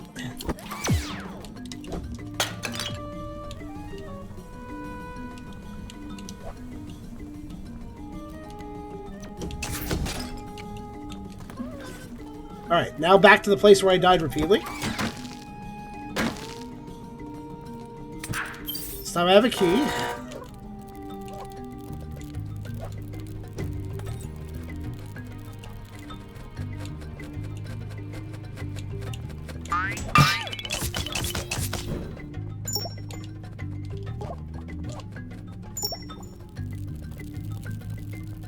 Yeah, that heart has not despawned, and I can't do anything about it because it's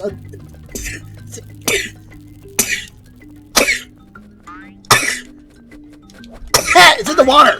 God damn it. That's what I was trying to say.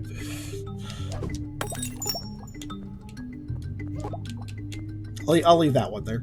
Okay, right. This one has a fall pit, I think.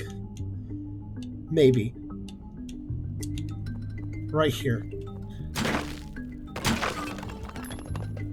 Correct.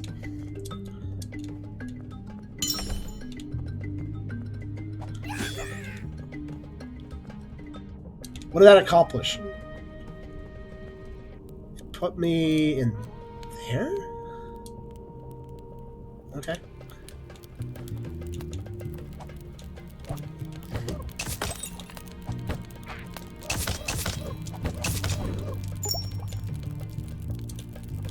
Okay.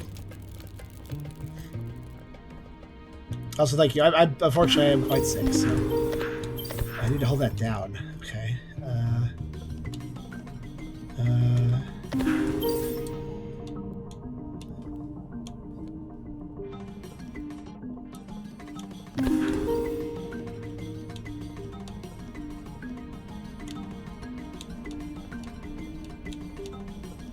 Okay. Oh, it's a one-way. I see what they've done. It's a one-way to travel. Oh, thanks for that. Fuck you. It's a one-way travel back. I get it now. Okay, so I can, let's see. Well, I guess let's go down this way because it seems to be a dead end. What do we got?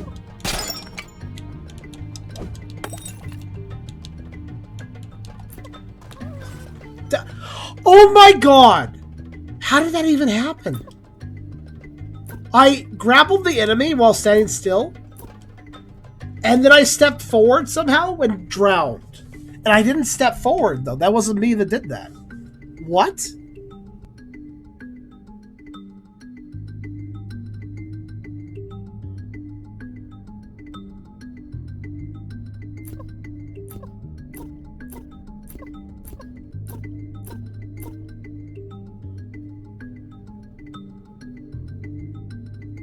Apparently it's possible to grapple so hard you drown.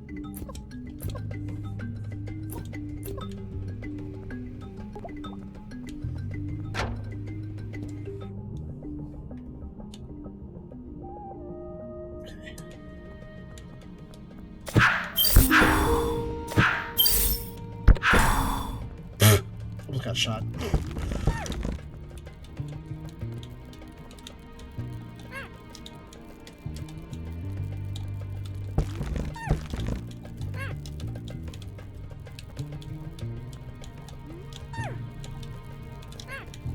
Man, I love push block puzzles with like limited space. They were so much fun.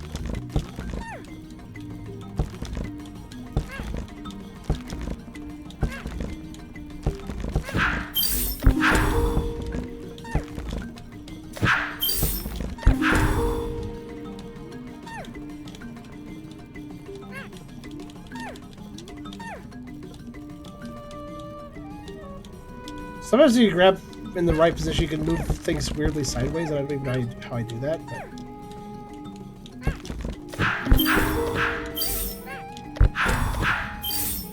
Did I just get shot? Okay, fuck you, man.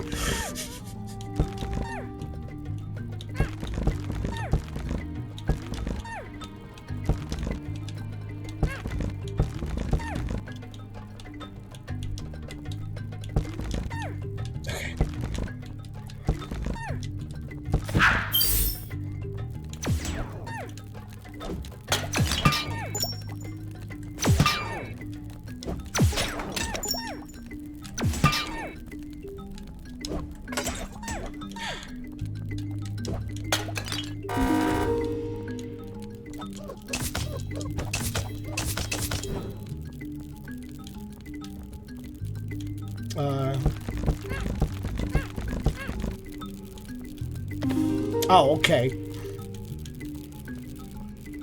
I got a key out of that at least.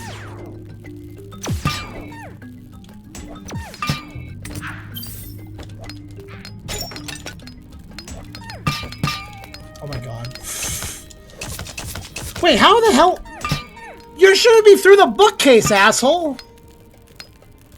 Wow. Fucking asshole.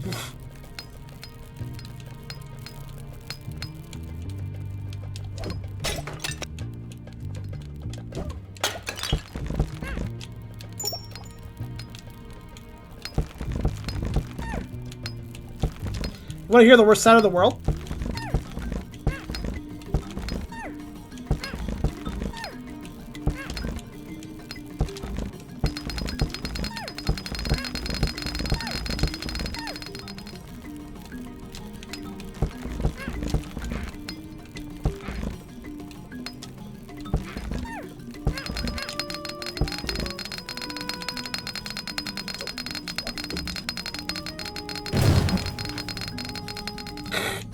It wasn't that bad, actually. Okay. So I'm in that room now. Okay. Alright then.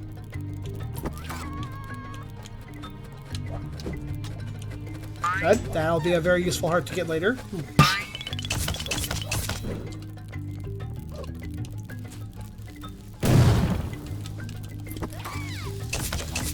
Actually, I think I can grab it. I will just have to drown for it.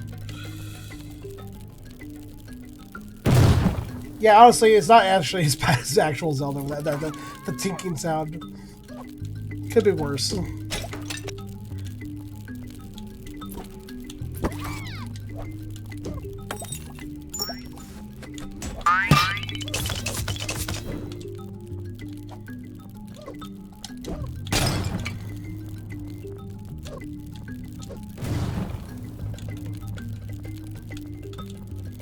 What is up with these weird giant ice blocks?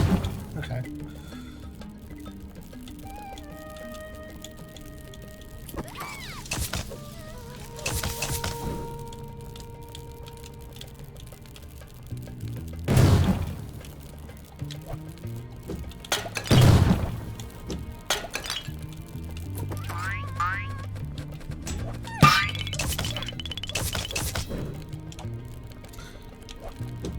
You know what I would say about this game? It feels like it was made by people who do like Zelda, but maybe not, like, obsessively. I'm not saying you need to obsess over something to make a fan game of the sort of style of it, but I do feel like it helps a little bit if people who are making a game that is similar to another game are particularly, like, really, like, oh yeah, I played a lot of it, I know, like, exactly how to make this, like, work and stuff, like... I feel like that does help, you know? To have people that are super dedicated about whatever genre they're building in. And this game speaks to me like it's made by a team who do like Zelda, but they're kind of like, oh yeah, we like Zelda, we play it here and there between Call of Duty and other things. Like, it feels like it was made by people who don't really understand what makes a Zelda game really, really good. Like, they kind of understand. They're not like completely in the dark or anything. It's just they don't quite get it. Wait, what the fuck? How did I grapple to here? What?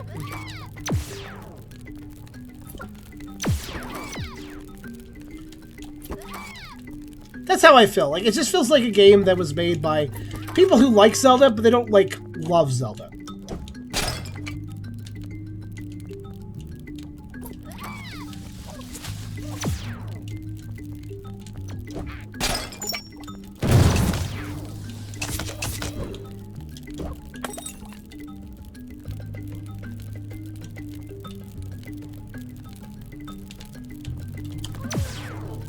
Good drowning.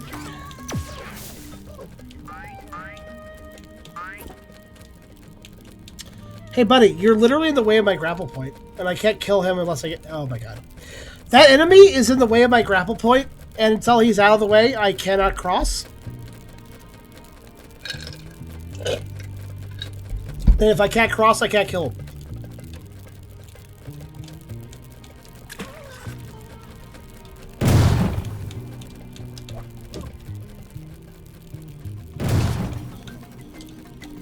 He's invincible to everything but the shield and then sword slashing.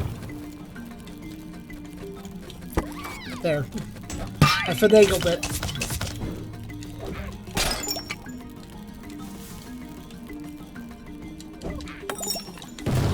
Oh my fucking god! Can we have a range limit on these assholes, maybe?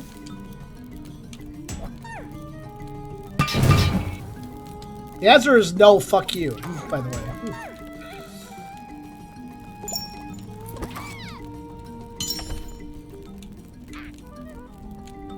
Wait, do I have to go all the way around again? No, I don't.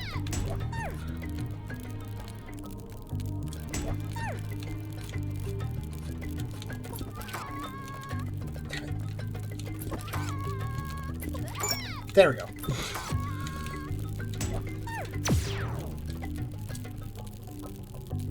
I guess I need to go up, actually.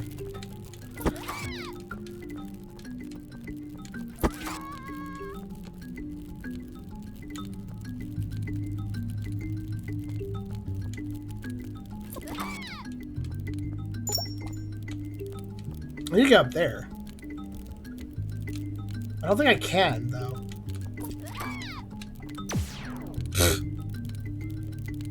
Like how he's still trying to shoot me. Well, I have a key.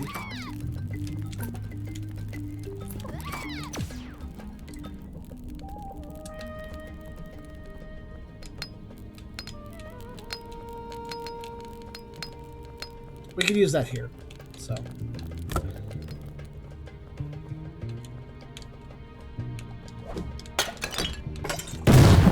Ow. I was impatient.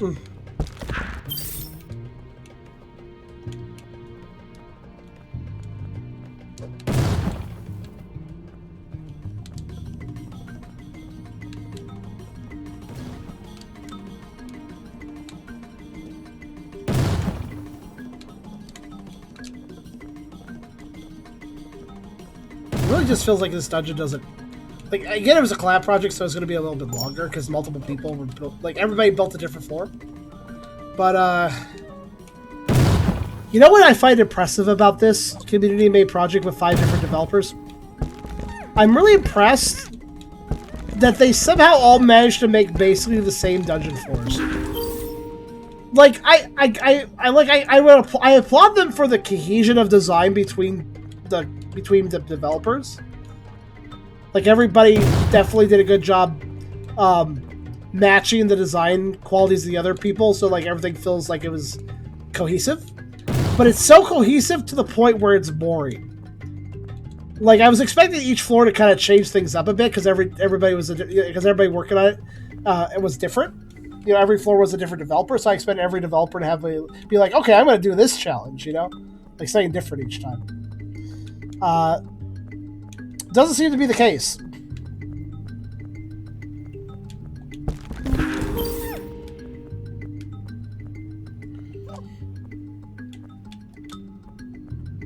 So more or less, it's just kind of the same general vibe of puzzles.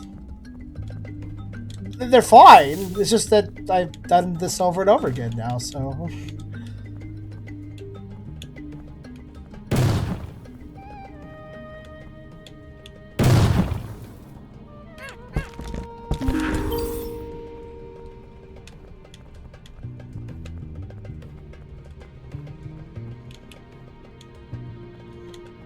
Huh.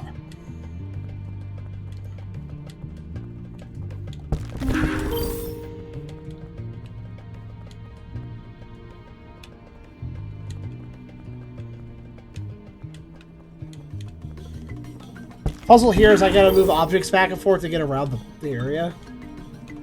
But I have to admit it's a little perplexing. Ah, here, there's another. Oh my, I just want to push you right! Okay, thank you. Oh my god, dude. I don't know how to begin to explain it. It's just... I don't know.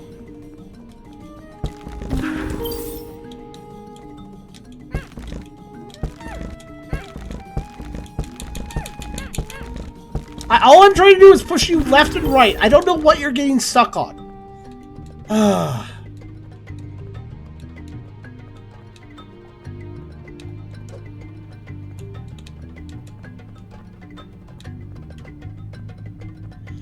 So these blocks need to be pushed in the right order to access different things.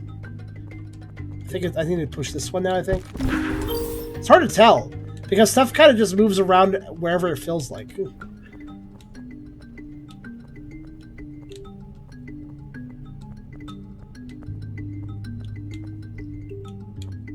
I'm at a loss here.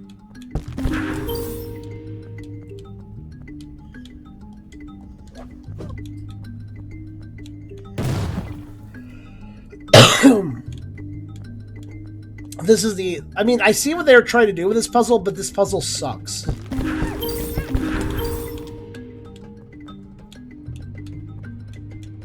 Like, full stop. This is not... This is a bad puzzle.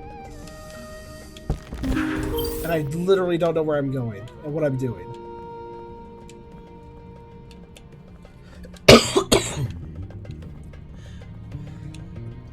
So I kind of wish they didn't checkerboard the dirt tiles. It makes it a little hard to look at.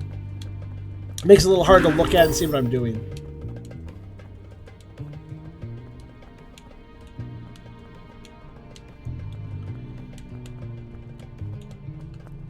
What's annoying is that whenever I switch one of the switches, it tends to like lock me into a small area. So I can't do anything else. I just gotta unlock it again. So it doesn't really feel like I'm even making progress. It feels like I move a block onto a switch, and then it's like I can't do anything else. You know?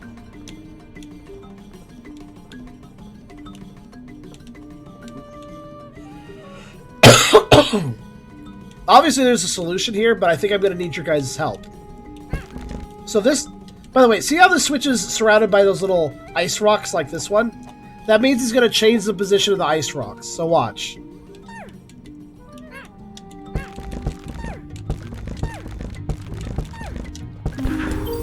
See? It moves the ice rocks to a random other location.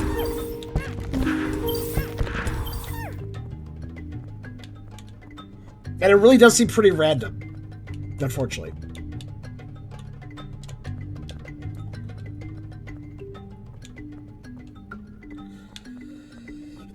Hold on, did I find something here? Did I find it somewhere to go? No. Nope, I did not.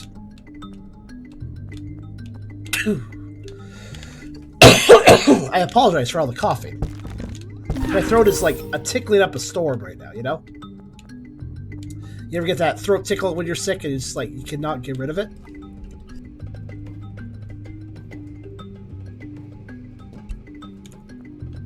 Yeah, that. What the hell is the solution here? Top left ice path. Wait, hold on. With this end? Let's see. Does that work? Oh yeah, I can go this way. Okay. That might lead to something. Let's see. Kind of. Hmm.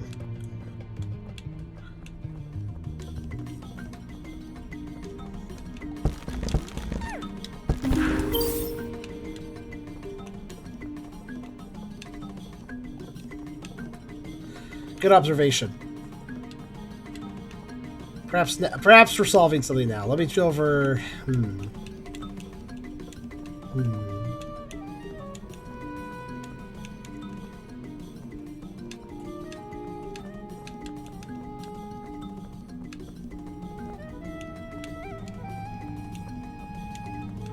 Okay, the question is what now?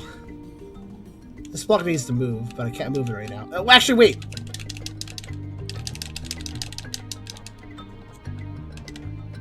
I have glitched this before. Okay, no, I can't do it.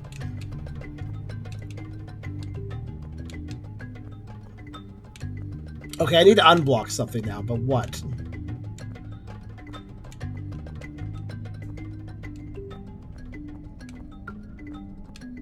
Maybe go back to over here and unblock this one? Let's see what that does.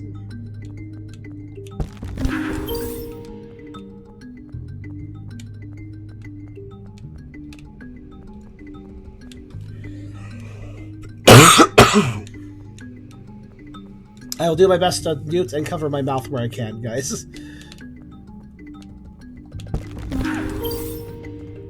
Ah! Finally, holy shit.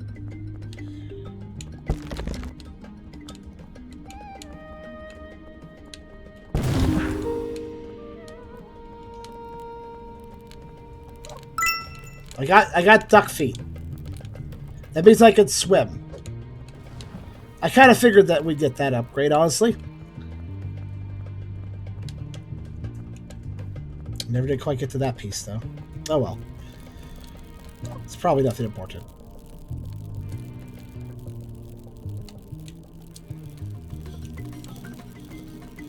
Alright.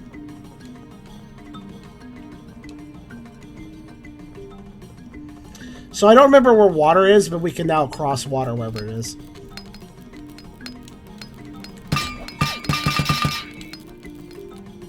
Obviously, this room, we can now go to the north.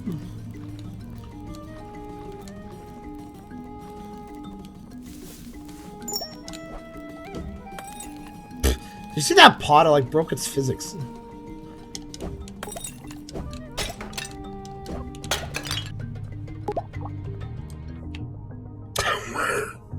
What is this? What the fuck is this room? All right.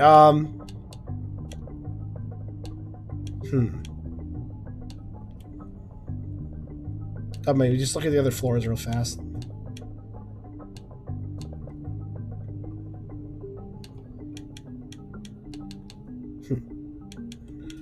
I see. That's the end then.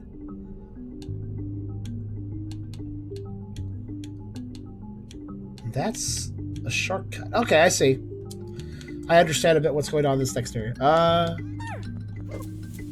this'll hurt.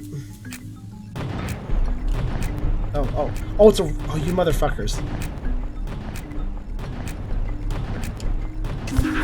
Oh. It was a racetrack, and I had to get hurt at the beginning. What the hell?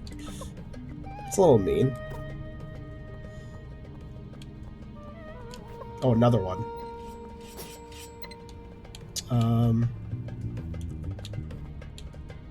What? The instruction's unclear. What am I doing here? I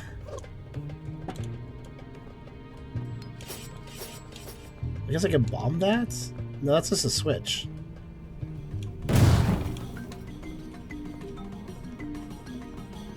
That's a blue and red reversal switch, but I mean, I can't really access them.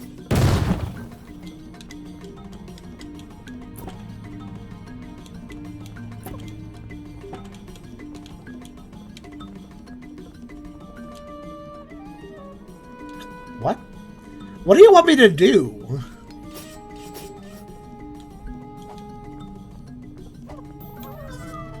Yeah, wait, what? Wait, what? What?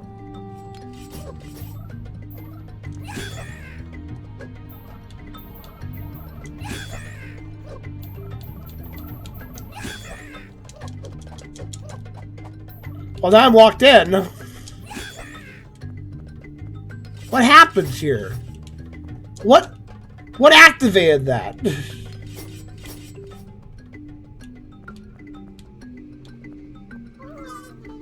Confusion is real.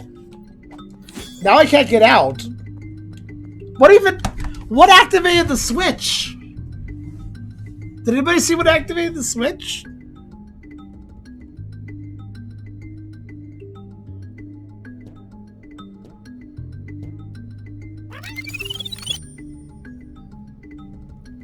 Looks like I need a time reversal after all.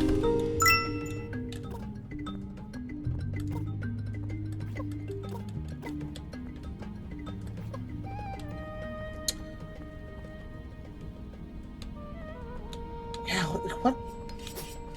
what did I do? Did I hit the switch? Did I somehow like manage to hit it while falling? What?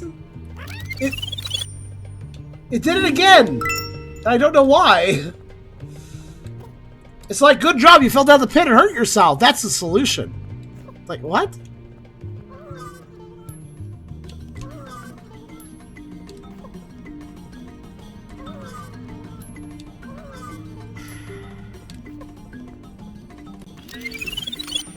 Wait, resetting the room also resets your health. Good to know. Also, why do I get start all the way at the beginning when I fall down one pit? Okay.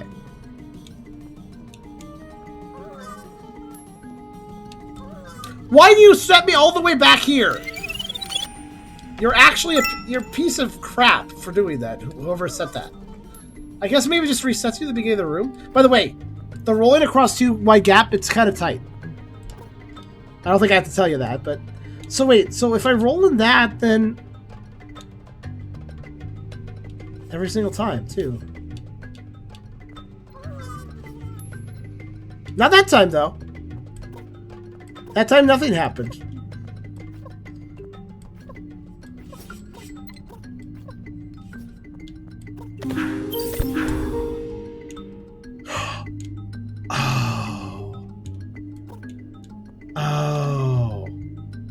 Oh, I didn't think I could stand behind the statue. That's what we were... Okay, sure. I mean, I guess I should have seen the switches, I guess, but... Yeah, in that case, with the goal here is this. Now it's switched. I think. Hard to tell.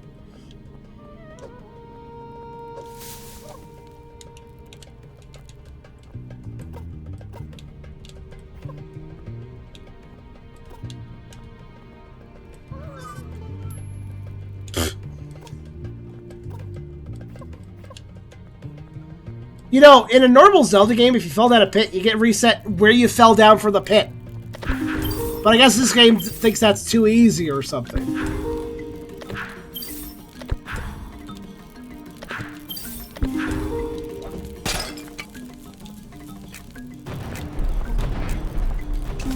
Alright, what am I racing now?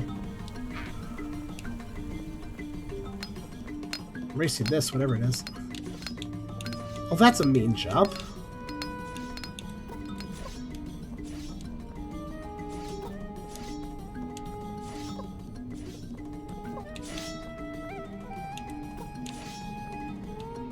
I love the ice fixes. I love using the ice physics in a race. It's good times. A long race at that. Wait, what? What do you want? What do you want me to do here? Oh, I see it.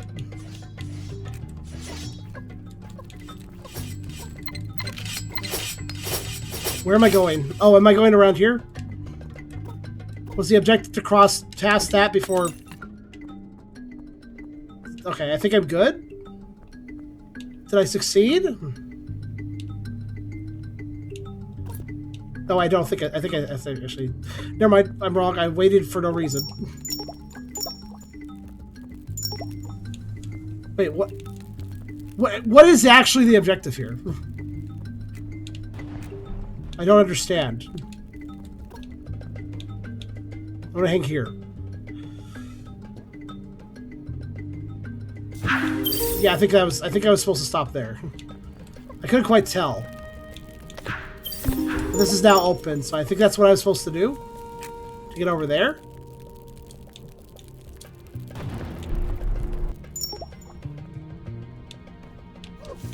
I'm really not sure, actually. Oh.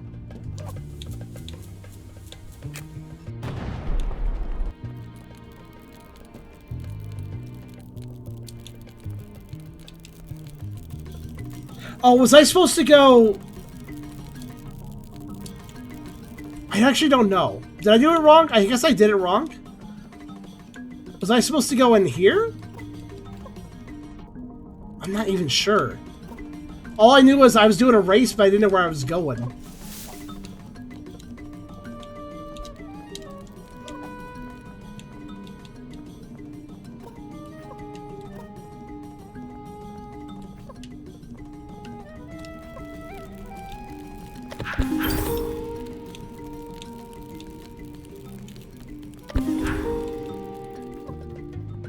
I mean, I do have access to this now if I want to mess with this. I suppose. I don't know. So I want to loop around to the center. Okay, I think I get it. Let me see what it would like to start this way, I guess.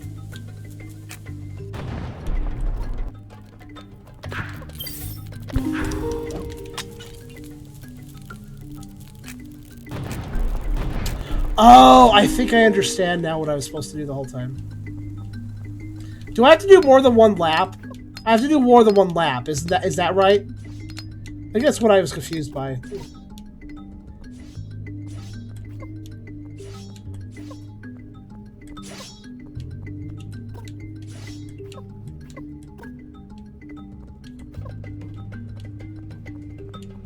Yes, I see it now.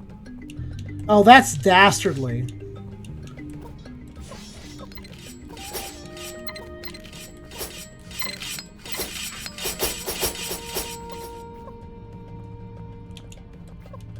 Wait, was I supposed to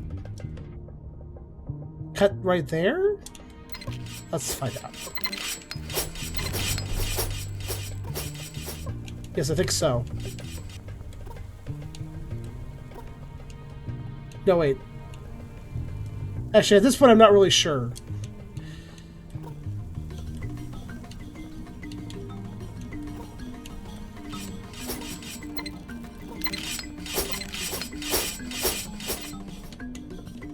Oh, that's why it goes like that. Okay.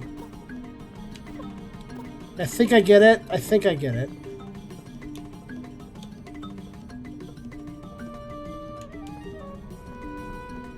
I think I get it.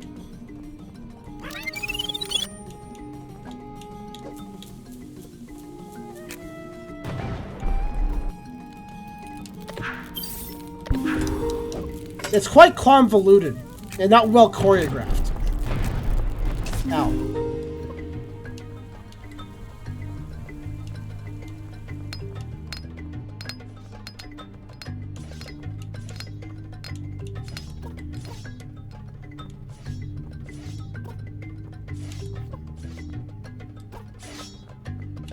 I think I understand.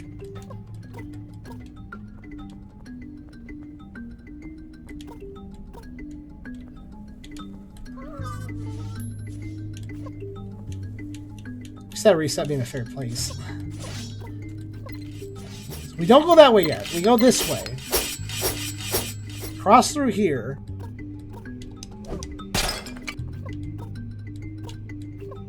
We do want to wait. Oh, we don't want to wait. We want to hit that. Now we can take this path, which is proper. This is right. Cross back through here, and then we just want to do another lap.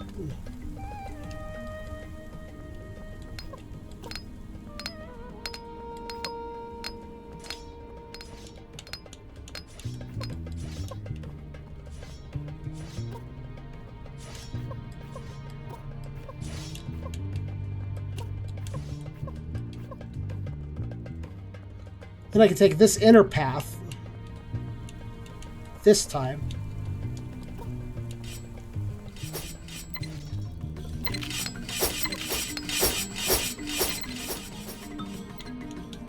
Then I don't know. But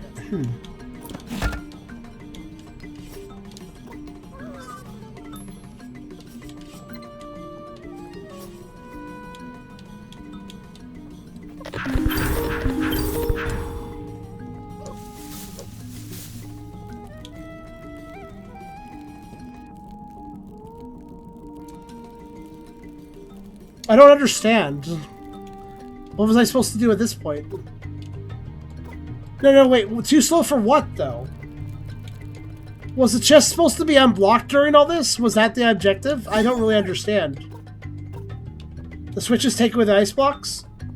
Okay. See, it's not very clear. So I guess I'm supposed... So, did that circuit I just ran, was that correct? I just need to do it faster, I guess? Is that right? So you need to do two laps. 2 laps around the thing, and then go to the ice blocks. But you gotta do it really fast. I thought I did it fairly fast, but apparently not.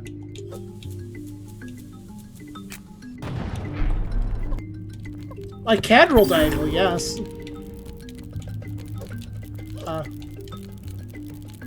Oh, right.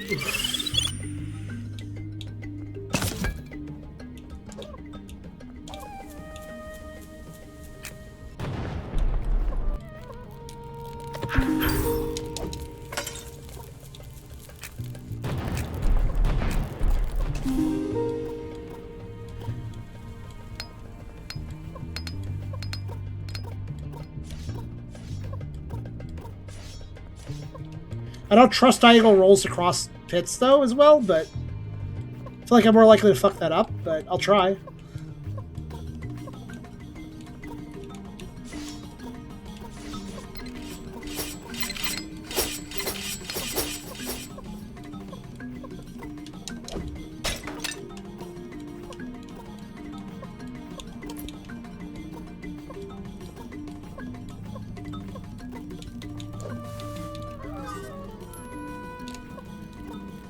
Honestly, just tried to look for hearts.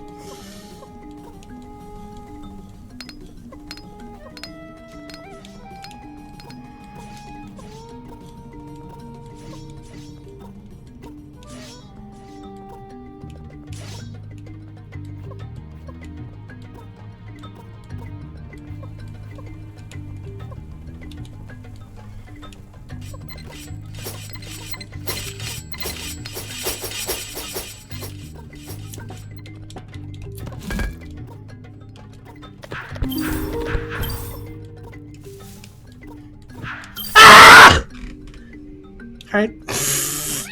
I see what, yeah, so there it is. Sorry, did you see what happened?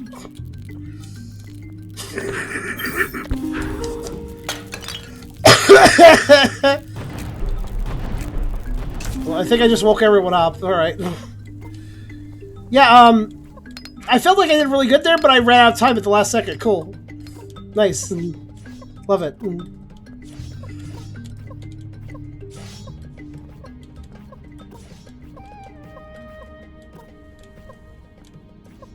So this is a kind of a mean puzzle. Really demands a lot out of you, honestly. It does seem like the roll has abusive iframes, though, so I'm going to take advantage of that, I guess.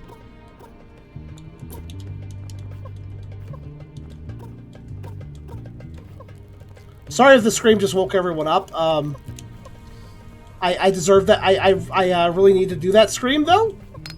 If you're watching what happened, you'll understand.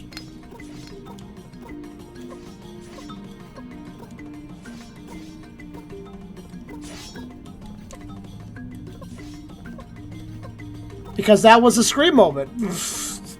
Put it quite simply.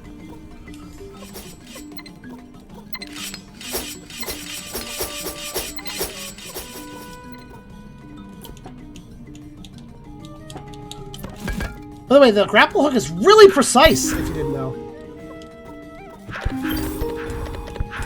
Wait, what?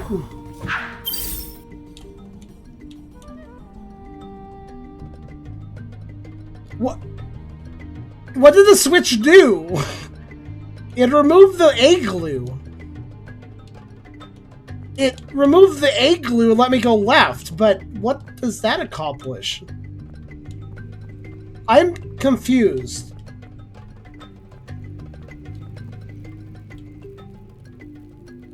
Oh, I'm sorry to scare your Maltese. Can anybody tell me what the hell was supposed to happen at that point? I hit the switch successfully, but it was a pressure switch. So the moment I got off of it, it stopped working.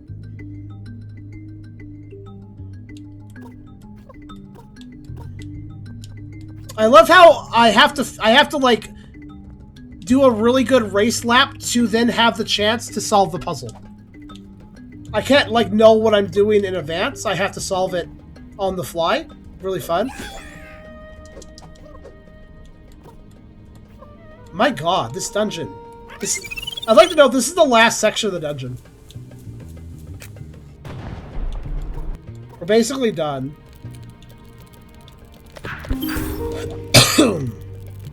Wait a minute.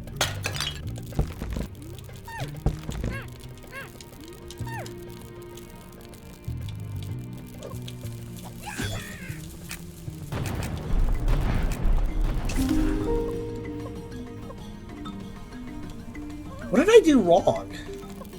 Oh, you're resetting me all the back here. Fuck that shit.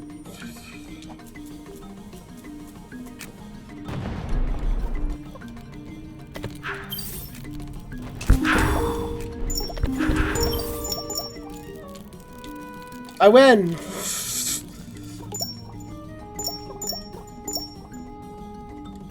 What? I broke the puzzle, which is the best way to solve it in this situation. I don't feel bad.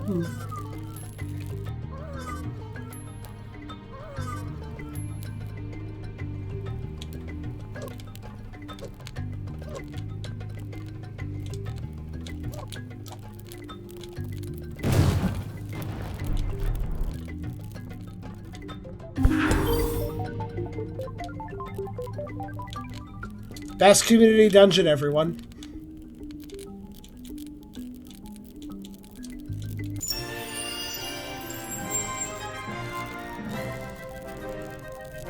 Was that intended? What did I do? I don't even know how I exactly exploited. It seemed like what I did was I reset, but the barrels were still exploding in a chain when they shouldn't. So I think that is what caused me to do that. There's no dislike button. You're right, there is no dislike button.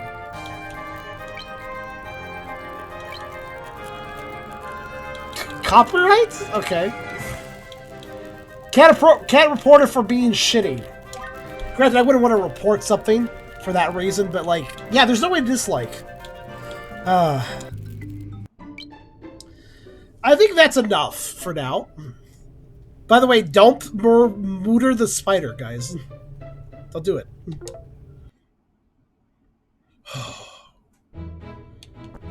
I think that's enough of the experience to get an idea of what the hell is going on here. Find 7 special eggs, you can summon Hen Long. He's a legendary chicken dragon that can fulfill a wish. Uh-huh. Chicken dragon, huh?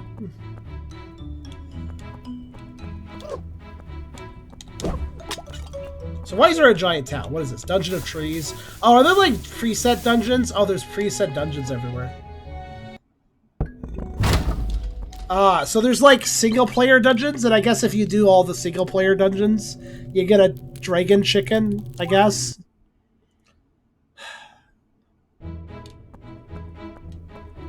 I mean, sure. But the thing is, like, it's just... Here, let me show you one last thing. One last thing I promised I'd show you guys. Gotta go over here.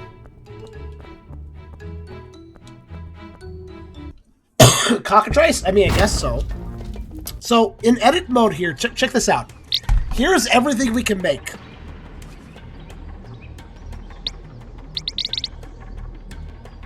Here's the different types of doors and how they work. Stairs, up and down. Here are all the mechanical things in the dungeon. Switches, blocks, explosives, you know, all that sort of stuff. Spotters for enemies and such. Invisible triggers, you step on the tile, it does something. Here's all the random things for the dungeon. I think these are just random blocks for the most part. Some of them can be broken. Some of them are just to look cool. Like this one here that doesn't have a description for some reason. I guess if it doesn't have a description, it's purely cosmetic. Pot. And these, mind you, we have different biomes, so these things can change based on biomes. For instance, check this out. Now we have, like, more Christmassy blocks, you see? Because I selected that biome. I do think there's a fair number of biomes here. Look at this. There's forest. There is desert. Or beach. There is, I guess, your standard kind of castle. There is snow. Wait, there's a compass? Where? Oh, wait, a compass. Wait, hold on a second. I see what you're saying. I think this is like a jungle theme. Okay. What's this? I don't know, just kind of standard looking dungeon. Swampy, sort of. We got volcanic.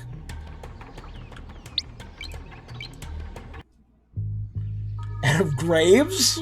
Graves for everyone. Graves. That looks a little silly to have just like piles of graves, but okay.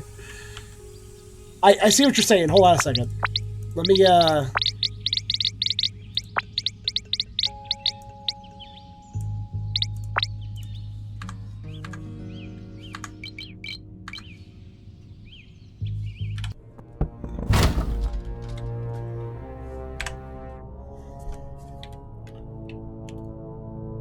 By the way, there's a chicken right there. I haven't even picked up the compass, but I'm still visible right there. Just like to point that out.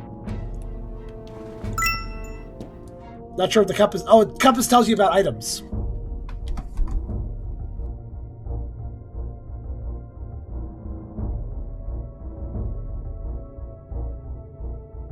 So, why do I have a chicken head in this dungeon, but not that other one? Did they intentionally set that dungeon to hide that detail or something? They did. My location was not visible on it, so it is a thing. You can't see where you are. But we couldn't in that last dungeon, so I guess they must have turned it off. Check if you turn it off. Sure. 1 second.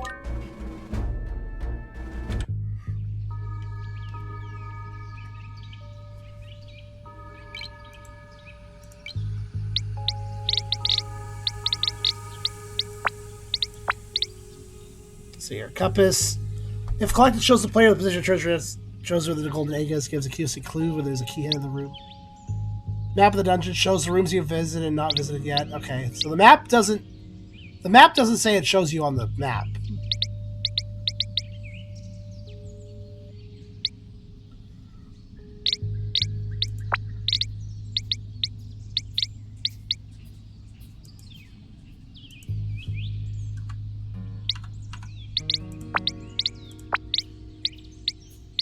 But here's the thing. Look at how many things there are. This is all the enemies. This is all the objects. And, like, abilities and weapons and power-ups and everything. This is mostly set dressing decoration items of a few things that are breakable or interactable. And here's all, like, the switches and stuff. And here's all the doorways. And then here's all the floor tiles. And that's it. Doesn't that seem a little slim? Like, it's a decent little package to test around different things, but doesn't that seem a little limited for a game all about building stuff? And basically, especially a game that's a Zelda-like? Can you check in the preview dungeon? I wonder if the sandbox only the community dungeon just hasn't turned off. Okay, let's, good point. Let me, leave this. Let me go to my own creator. Which, I go here, I suppose. Create new. So here's my dungeon. So let's see. What's this button do? Oh, okay, it's light brightness. What else? Do we have anything new now I'm out of the tutorial area? No, it looks like the same set, more or less. Yeah, there's no new items. So that one tutorial crafting area was not... Are these bosses? I don't think we fought a boss.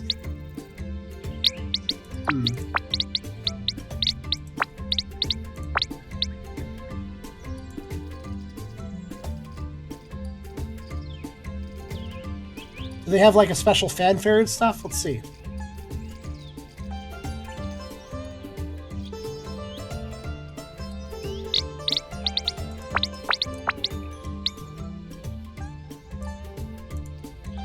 What the? That's the way to put it.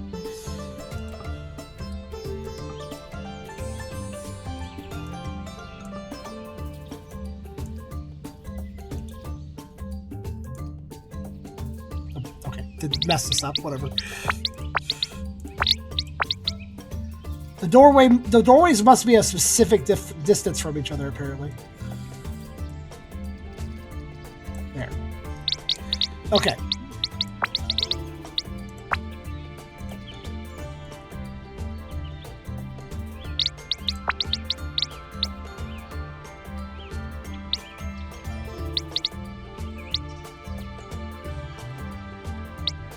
You know what? Just doesn't matter.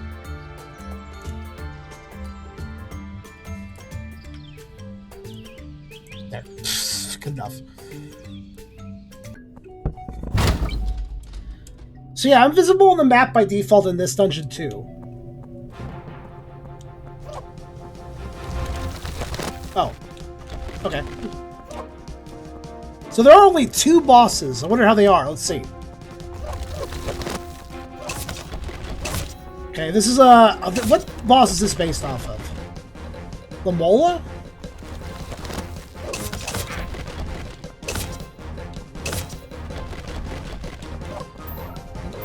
Land Mola, thank you.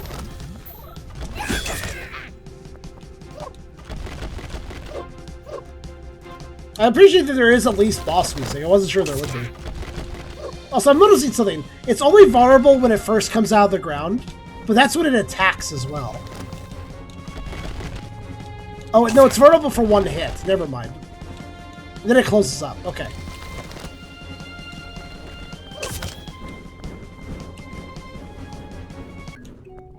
Obviously, I could set him to a trigger to open the door if I wanted to.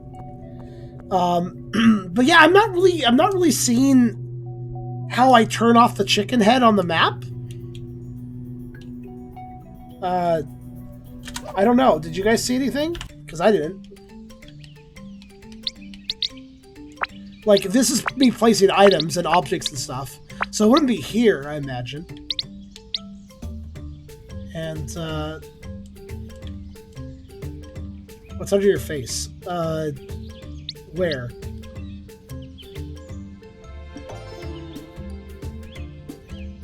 Glove? Glove just lets me move things around or place things. Like so. Oh, you mean... So, R moves the camera. Clicking in R zooms. And that other button goes back to play mode.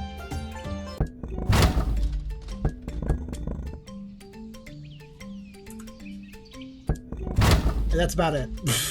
Yeah, I wonder if did they do something weird to turn off the radar for the head on the menu on that on the map on the last dungeon, or did I like break it somehow and the head was supposed to show up but I just didn't? Either way, kind of shitty though.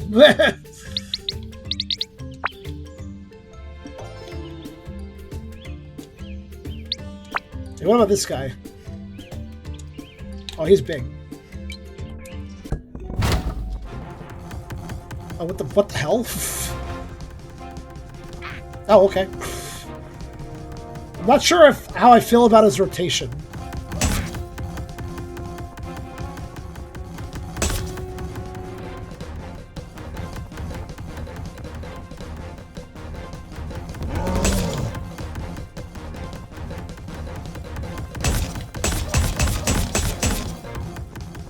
So he's guarding everything. Check the floppy disk. The same menu? Okay, I'll do that in a second.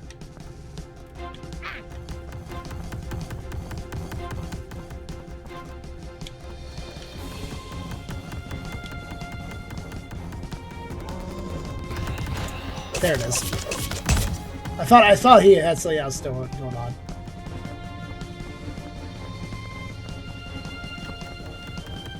So it's a waiting boss, unless of course you have a maybe some other abilities can hurt him without having to wait.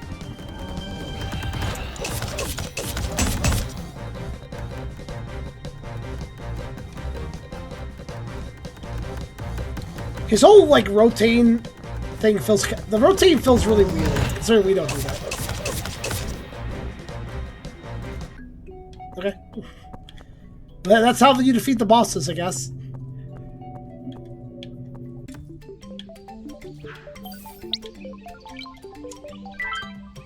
Wait, oh, I think I saved.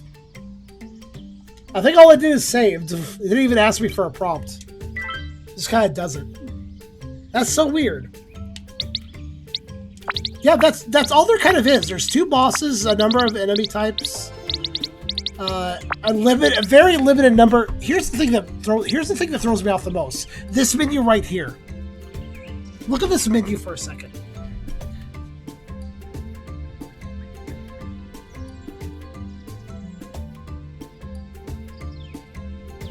This is all of the items and chests to put items in. So we have a chest. We have a big key chest, so it requires a big key. So you could have a big important item there. We got a key and a big key. Got a basic heart. We got the map and we got the compass. Those are all staple things. And then the rest of this is, here's the goal item, the egg. The corn, which you can use to set a counter to trigger something if you want. That's kind of useful. That's a useful tool. But that leaves us, so all that being said though, none of those are items that we collect and then use as like an inventory item. So our inventory items are limited to this. We have sword by default. We can get the shield. We can get the flippers to swim. We can get bombs. We can get a grapple hook shot, and we can get a feather that lets us roll and cross gaps. And that is it. Isn't that a little weird? Isn't that a little odd that the Zelda Maker game gives you a total of 5 items? Think about every Zelda game in existence and how many items they generally give you.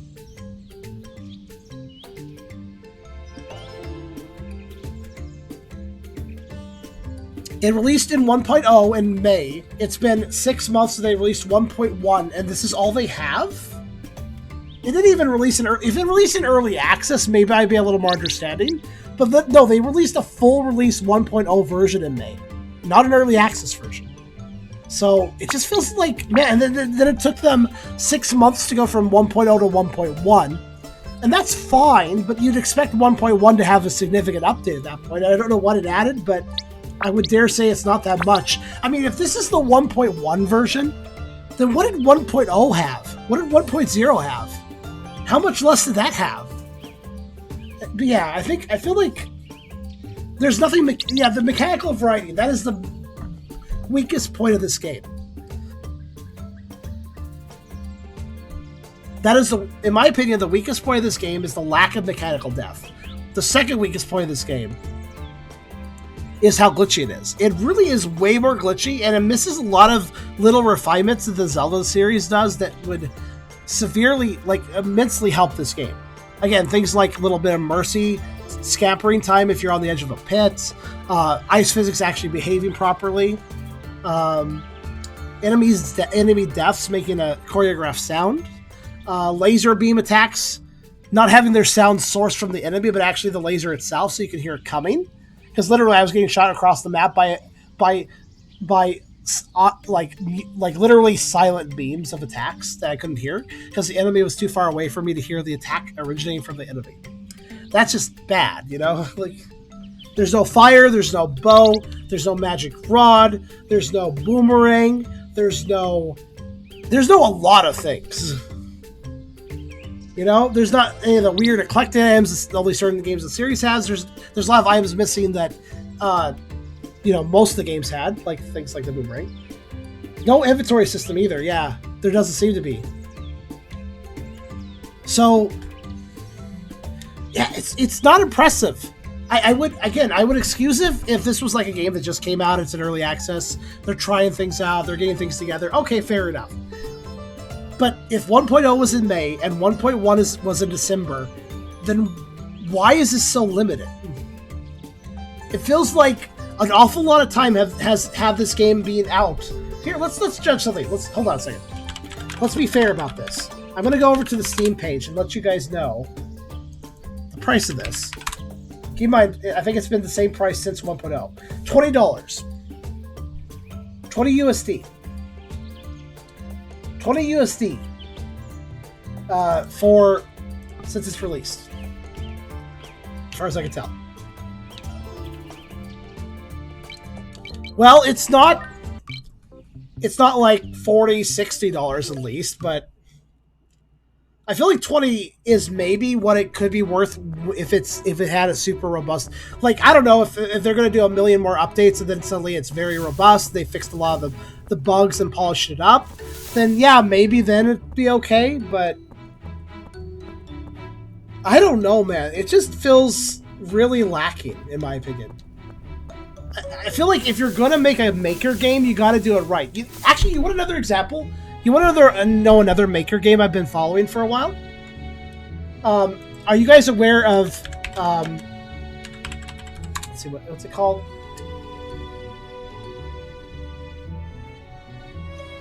Yeah, Sonic Studio. Are you guys aware of Sonic Studio? It is a Sonic fan maker game. And what's interesting about Sonic Studio, I'd love to get my hands on a demo and play it, but I won't be able to. And you know why? Sonic Studio will not be released until the creator feels it is already robust with content. Basically a 1.0 version that actually is feature complete, more or less. They will not release an early version with less content. They're just refusing to. And that's fair. I respect that. Right? I respect that, actually. Because they want to make sure that when people get in that, the toolkit that people have is really extensive and gives them a lot to work with, so they get really involved and invested. And I think that's the smartest way to release a maker style game. I think it's best to release it only when there is a lot of content, because otherwise, I feel like you're going to have people probably get bored of the limited content, and then they're probably not going to be sticking around. If you do update later and add a bunch of new content, like, that's cool, but you've already lost a lot of audience by then, right? Because the tool set's too limited when it was released, especially if 6 months down the line it's still limited. And it hurts twofold too. You have to consider, you want to make sure to hook people with the first release of these sort of games, because you're not only hooking people that want to make dungeons, you're also hooking people that want to play dungeons. And if the people who make the dungeons are able to make good dungeons because they have a big tool set, then when the people who play the dungeons play them and are like, oh, that was a lot of fun, now the people who play the dungeons might also now feel inspired to make dungeons, which will then maybe inspire more people to come by and play dungeons. You see that feedback loop? But you can't get that feedback loop if you've released the game, if you released your maker game with a limited amount of content and people get bored. That's the thing. That's the thing. That's why it's best to release with as much content as possible, so that the fresh release that everybody gets is really has a lot of variety, allows people to be very creative and inventive, and basically gets people hooked in. That's how I feel. I feel like maker games like, some games are really good to have demos for. I feel like maker games are not good to have demos for, and early releases and incomplete releases. I feel like the more complete a maker game can be before it's released to the public, the better, because it's going to create the best positive feedback loop of inspiration, creation, and playing. But yeah, that's just my thoughts. But